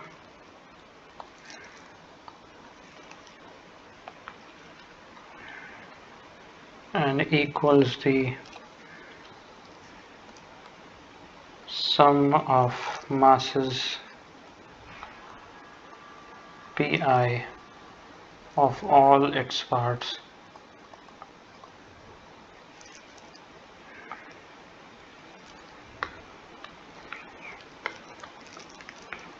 All its parts Pi. So let's see that in a figure. Say you have, this is your body B, okay, and we are referring to its mass as mb. Suppose it is made up of several different parts, okay. So this part is called Pi, this one in the center. So this may be, for example, P1 and it has a mass of P1. This may be P2 and this has a mass of P2, and so on. So this in the middle, the shaded part is Pi and its mass is MPI, okay. So the summation of all this, like m of P1 plus m of P2 plus m of Pi plus whatever is the last one, is equal to m of P, okay. So the mass mb of a body is taken approximately as a real positive scalar. Think of a reason why this word approximately is there, if it's actually needed. I'll put it in red. So it's a real positive scalar which remains invariant with time and equals the sum of masses MPI of all its parts Pi, okay.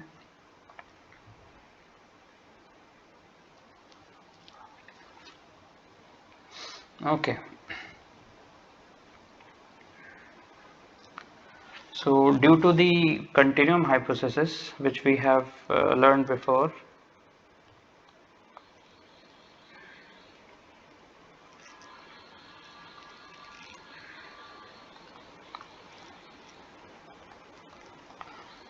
the mass is modeled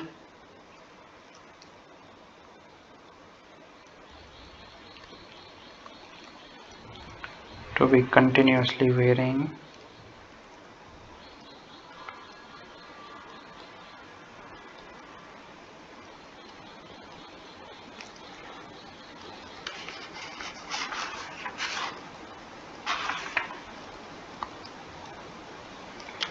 So first of all, if you do not recall what continuum hypothesis is, now is a good time to revise, okay. This was in our earlier chapter on kinematics. Secondly, let's just see what is the meaning of the mass is modeled to be. Okay, it is not exactly, it may not be exactly, but it is modeled to be continuously varying.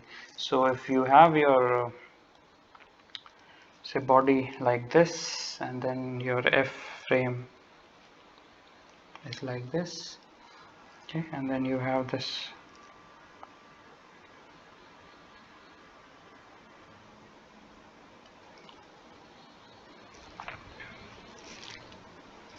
and the point P. Actually I should not do like this, I should, okay, this dot is P and I point towards this. So this is a small mass dm, rho dv, okay, and this is called rp. This is O. Okay, so this writing this dm equal to rho dv is only possible when mass is modeled to be continuously distributed over a region of space. Okay, if it's not actually varying continuously or being distributed like this, then this continuum hypothesis will not be there, and then this rho dv cannot be, meaning you cannot just integrate dm and write that it's the total mass of this body. Okay, you can do this only when there is this continuous distribution over the entire region. Okay, so the units of this mass density may be rho of kilogram per meter cube if it is over volume. Okay, it may be sigma of kilogram per meter square.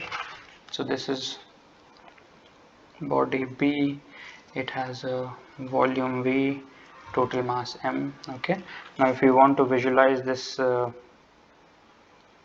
this would be rho kg per meter cube. So you have sigma per kg meter square.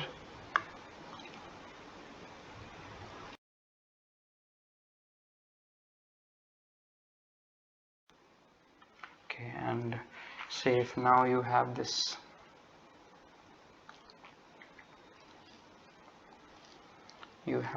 surface where again you have this F frame, and this is a small dm equal to sigma dA. Okay, so this is the point P, that is RP.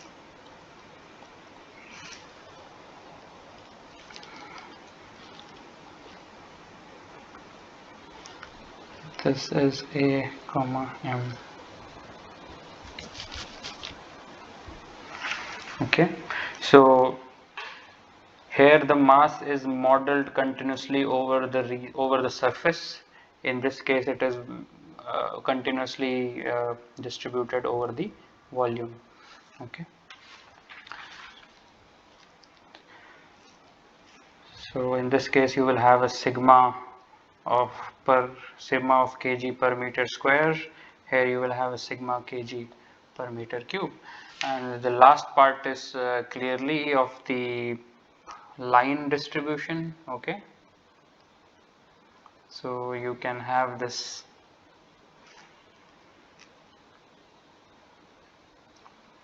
small dm is lying across this line, so this is a ds, and say this is your frame F. This is the point P. So this region is a small mass dm is equal to lambda ds. Okay, and this region is clearly ds, just like this region is dA, and this is small dV volume. Okay, so all these are idealization. So over here you will have a lambda of kg per meter. Okay, these are idealized distributions.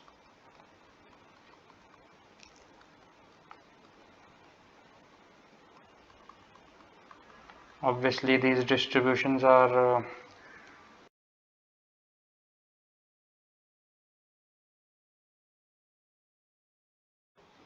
continuous.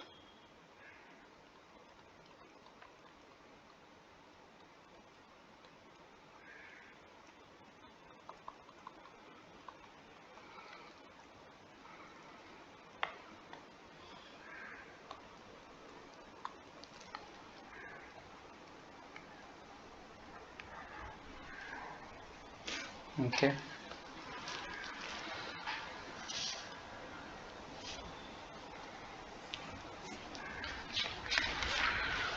Okay, now the issue comes up that you want to define a center of mass. Okay, so the center of mass, it's very clear what mass is and how it's varying. So center of mass C of a body is defined. Okay, again note the word, it doesn't exist by its own, not in terms of anything else. Okay, that doesn't happen. It is defined as this MRP, okay, TM is equal to MRC. This implies RC is equal to MRP dm by mdm. Okay, so in this volume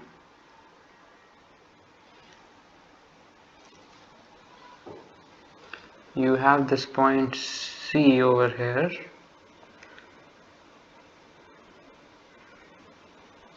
and this can be called as RC. Okay, similarly over here you can have this point C as RC. Over here you can have this point C as RC. Yes, the center of mass does not necessarily have to lie within the body. Okay, because we are not defining it in a way that it has to. Okay, so this would mean that for a volume case you will write RC is equal to, so this is equation 2.4 by the way. RC in the volume case would be rho RP dV. Let me just write it, RP rho dV. Okay, because dm will be rho dV over here, and this will be equal to rho dV. Yes, it will be for an area, this will be equal to RP sigma dA by sigma dA, or it will be equal to RP lambda dA by, not lambda dA, ds. Okay, this will be equal to lambda ds. Okay,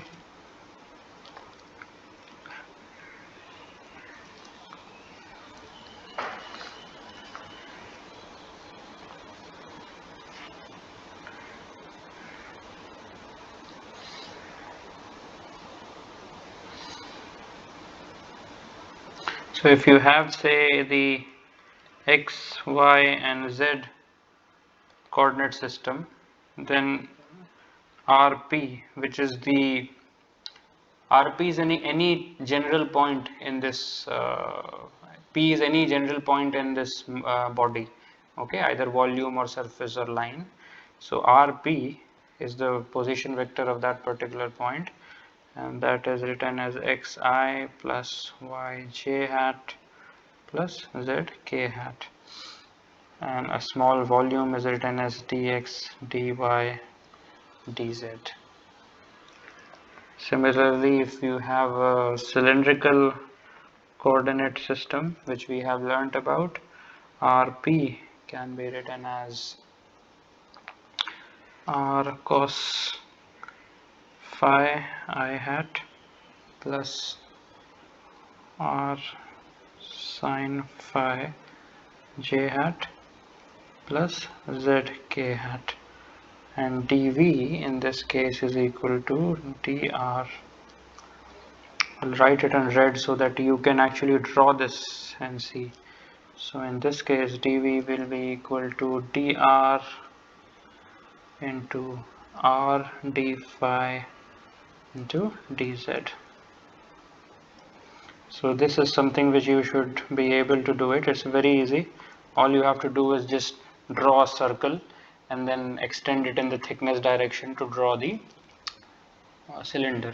So this part should represent a small area, and clearly when you multiply it by dz it becomes the volume. Okay.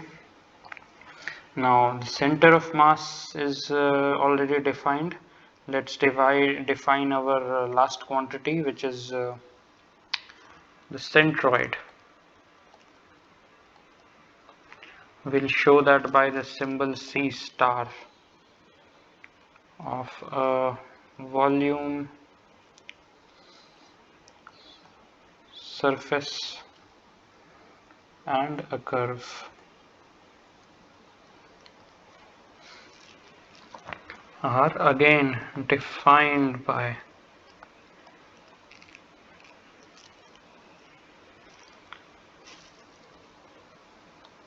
R C star is equal to R P dV by dV, and R C star is equal to, I'll just write it for the surface, R P dA by dA, or R C star is equal to R P ds by ds. This is equation 2.5, and let me just now come back and draw C star over here. So who can see the difference in the definitions of C and C star. Okay, C star, which is the centroid, has got nothing to do with the mass. Okay, it's just practically a geometrical center.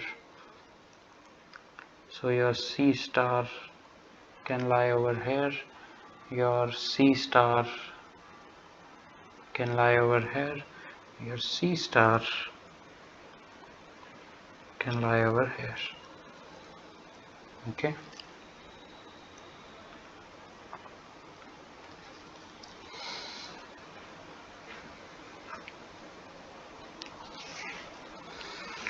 For homogeneous bodies,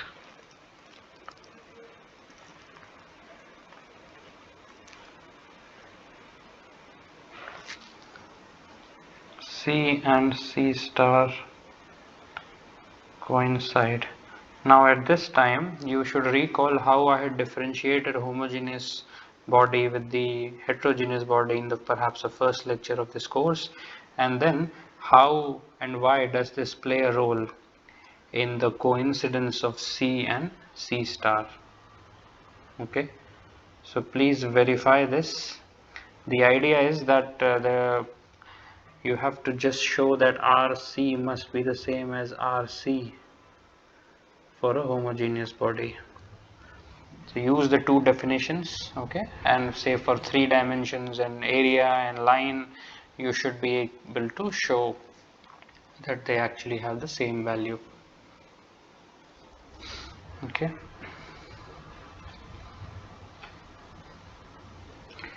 And another point which is obviously I have mentioned is that C does not coincide with a specific material point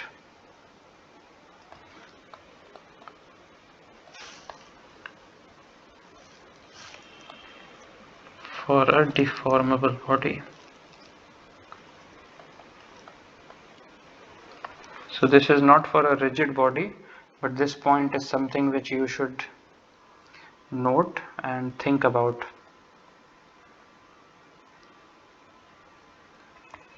Also, you can think about what about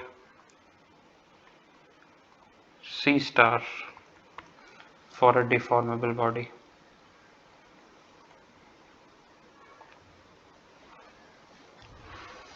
Okay.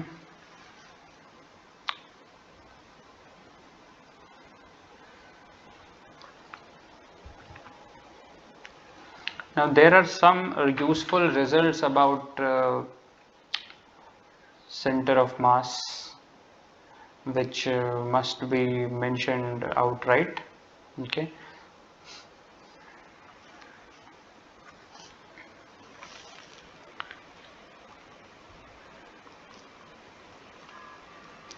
It is easy to prove, and I am writing it red, that you should prove.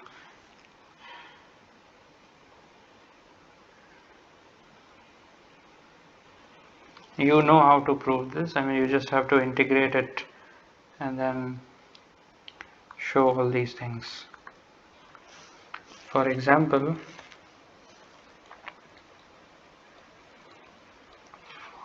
for a body with center of mass symmetry O, what does this symmetry mean? Rho of minus r is equal to rho of r. C is actually at the origin.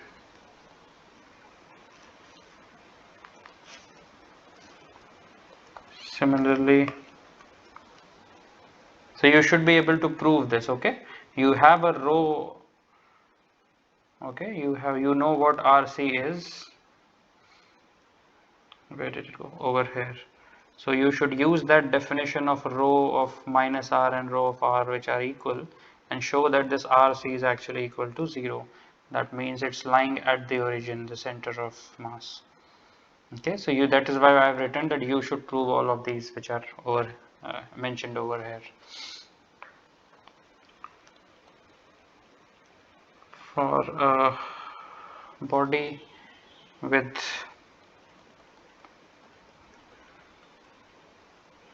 a plane of mass symmetry,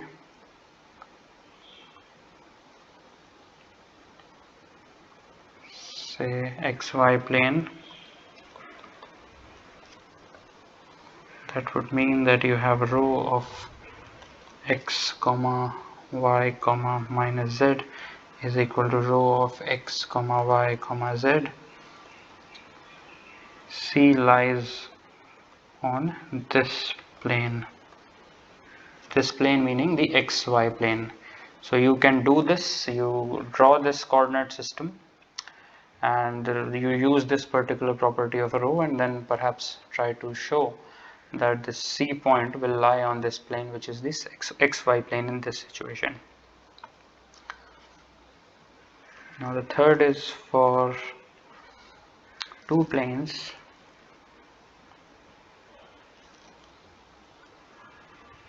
of mass, for two planes of mass symmetry. C lies on there.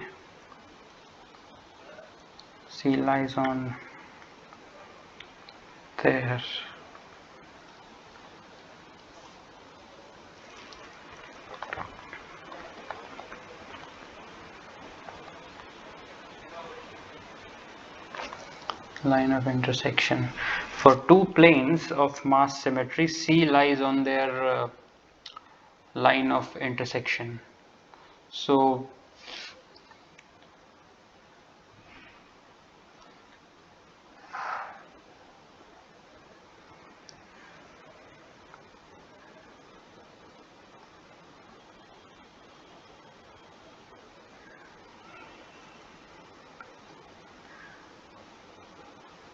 So if you have one plane, okay, and then say you have another plane, okay, so C will lie on where these two planes intersect with each other. So this is something you should be able to prove easily. Okay, so that's why I have written that you should prove all of them. Please do it as an exercise.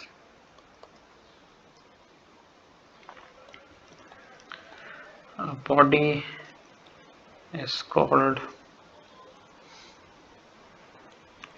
a body of revolution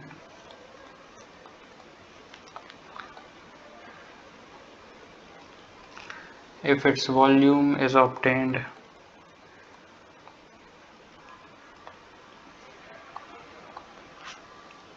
by rotating an area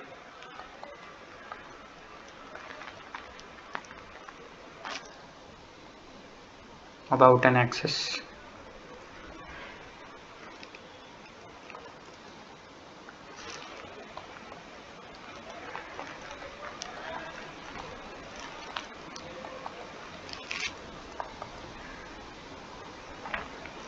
Okay, I think the word is revolution.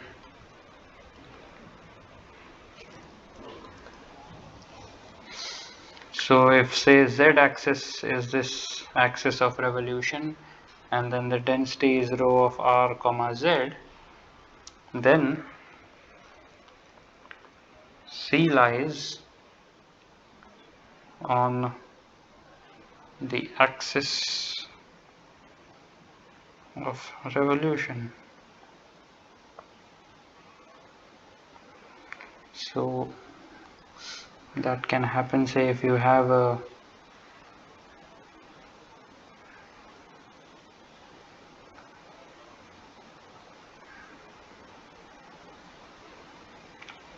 okay, so if this is your axis of revolution, then the center of mass will lie somewhere over here. Similarly, if this is your axis of revolution, the center of mass will lie on this axis itself. Okay,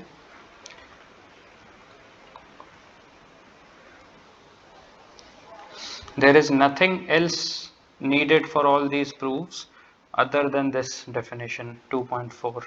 Okay, depending on whether it's a volume or an area, it might change, but this is the basic definition, and this itself is enough to prove all of these things.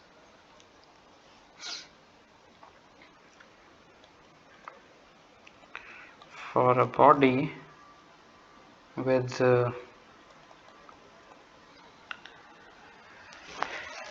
three planes of mass symmetry,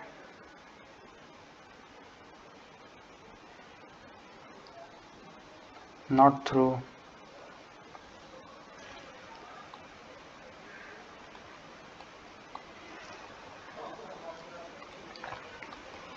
one line,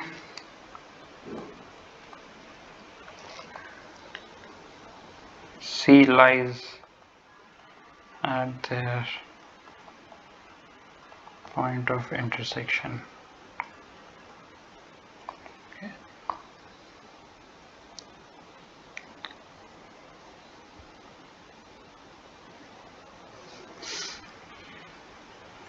So think of it like a cuboid. Okay, so wherever this, so you have to think of three planes of mass symmetry. So this is actually an extension of this particular result 3. Okay, and this is an extension of this one. So you have to draw three planes of mass symmetry, not through one line. So C lies at their point of intersection. So you should be able to easily do this.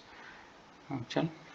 So if there are three mutually perpendicular, anyways, if you have two mutually perpendicular ones, then the intersection will be a line, and automatically if there is a fourth one, intersecting through it, then it will be through a point.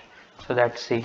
So this is something very obvious, at least geometrically, but when you learn more advanced courses you can actually prove this more fundamentally. Okay, so for a cylindrical surface, C star is at the centroid of its curve of intersection with its midplane of symmetry.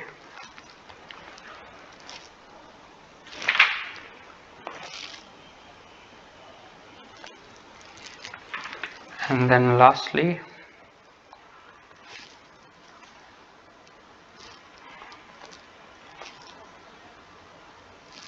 for a homogeneous cylindrical body,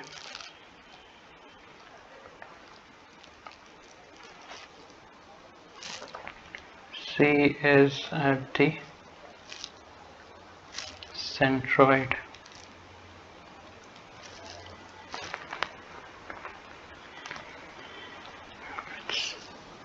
cross section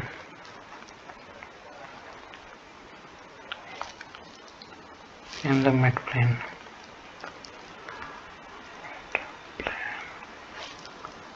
of symmetry.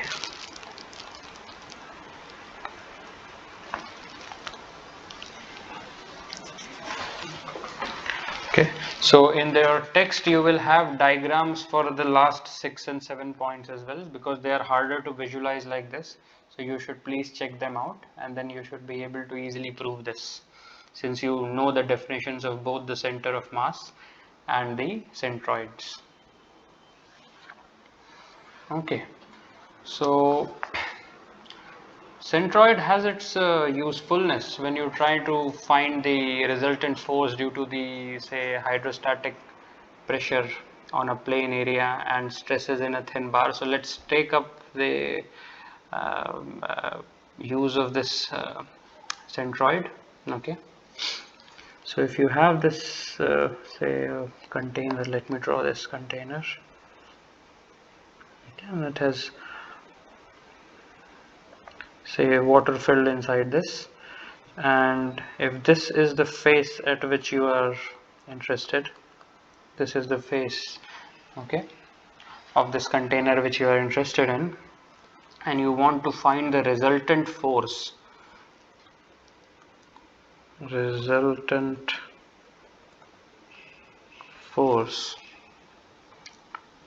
due to hydrostatic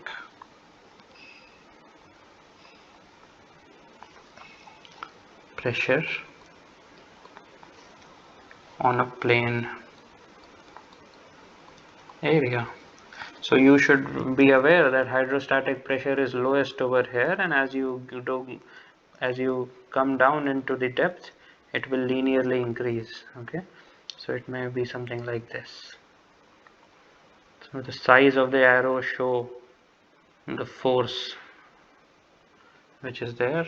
Okay, and if you want to, say, find the resultant of all these forces, during that point you can say that let's assume that this entire force, when you integrate it over this entire depth on this particular area, will be acting at the centroid.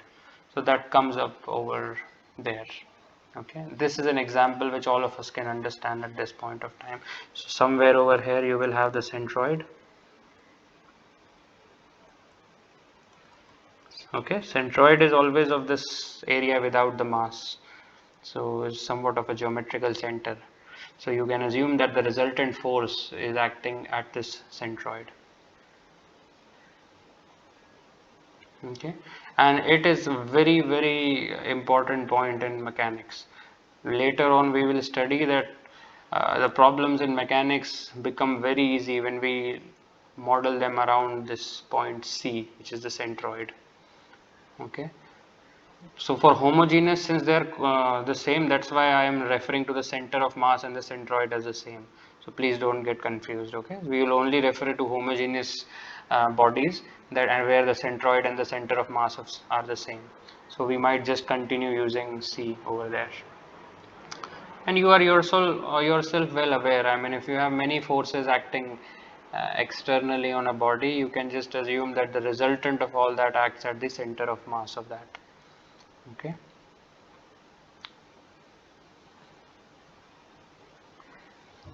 So if you have a discrete system, for example, you have a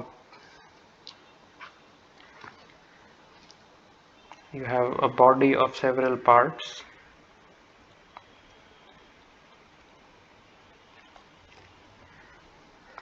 Okay, and then you have the say I don't know, let's put it this way.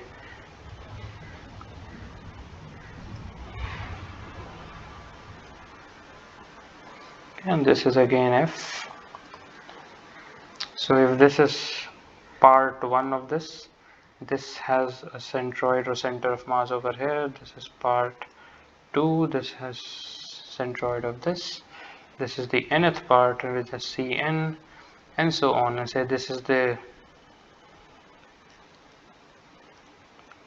ith part which has mass of mi, and this has a Ci. Okay,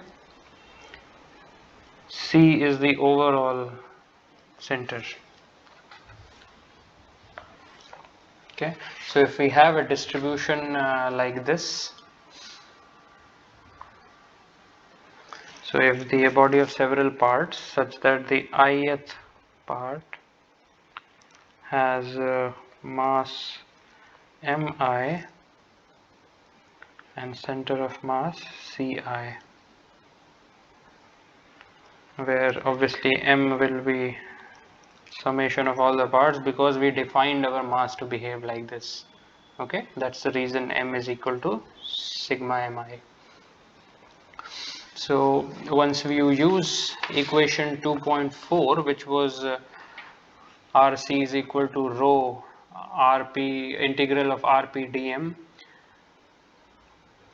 divided by integral of dm, then we must get this particular equation. Where did we go? 2.4, this one. Okay, so this is the definition which we would want to use.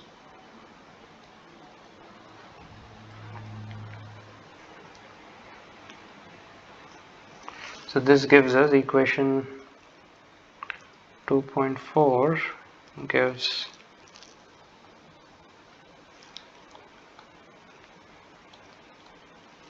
P dm is equal to summation of all the mi's Rp dm equal to mi Rc I. Okay, this implies that Rc is equal to sigma mi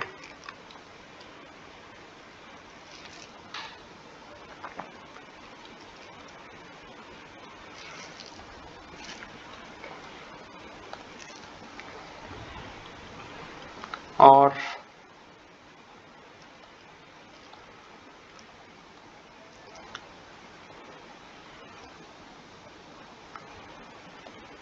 okay, so this is equation 2.6. So this is how the center of mass of the whole body is related to the individual center of masses through this equation. Okay, so if you have a cutout part, you will take a negative contribution.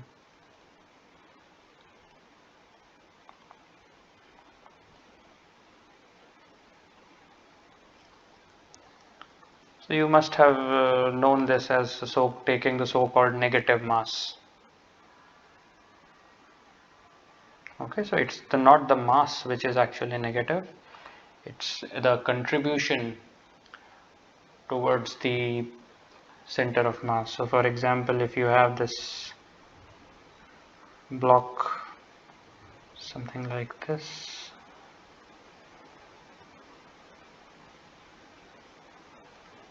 okay, and if you want to find the RC of this, you can take it for the entire block like this, okay, and then just cut out this negative part which was not actually there.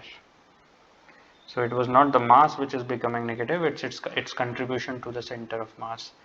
So you should not use the word like a negative mass. I may speak like that, we may speak like that, but we know that mass is defined to be, I mean we say that it's a positive real scalar. So there's no question of it being negative.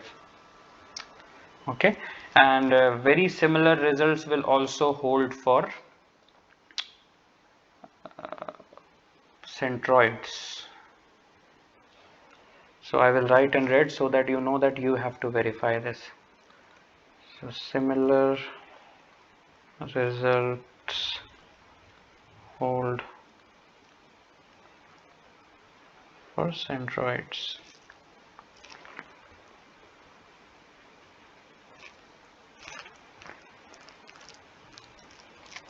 VI, RCI,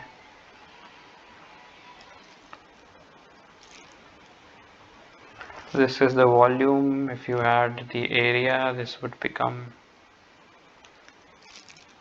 AI, RCI, and if you add a line, this would look like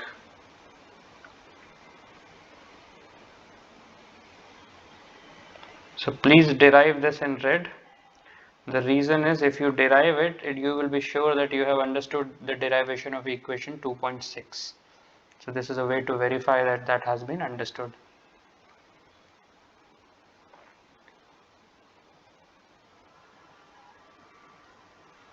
So using this over here, this 2.6, I can also use a differential form, okay, and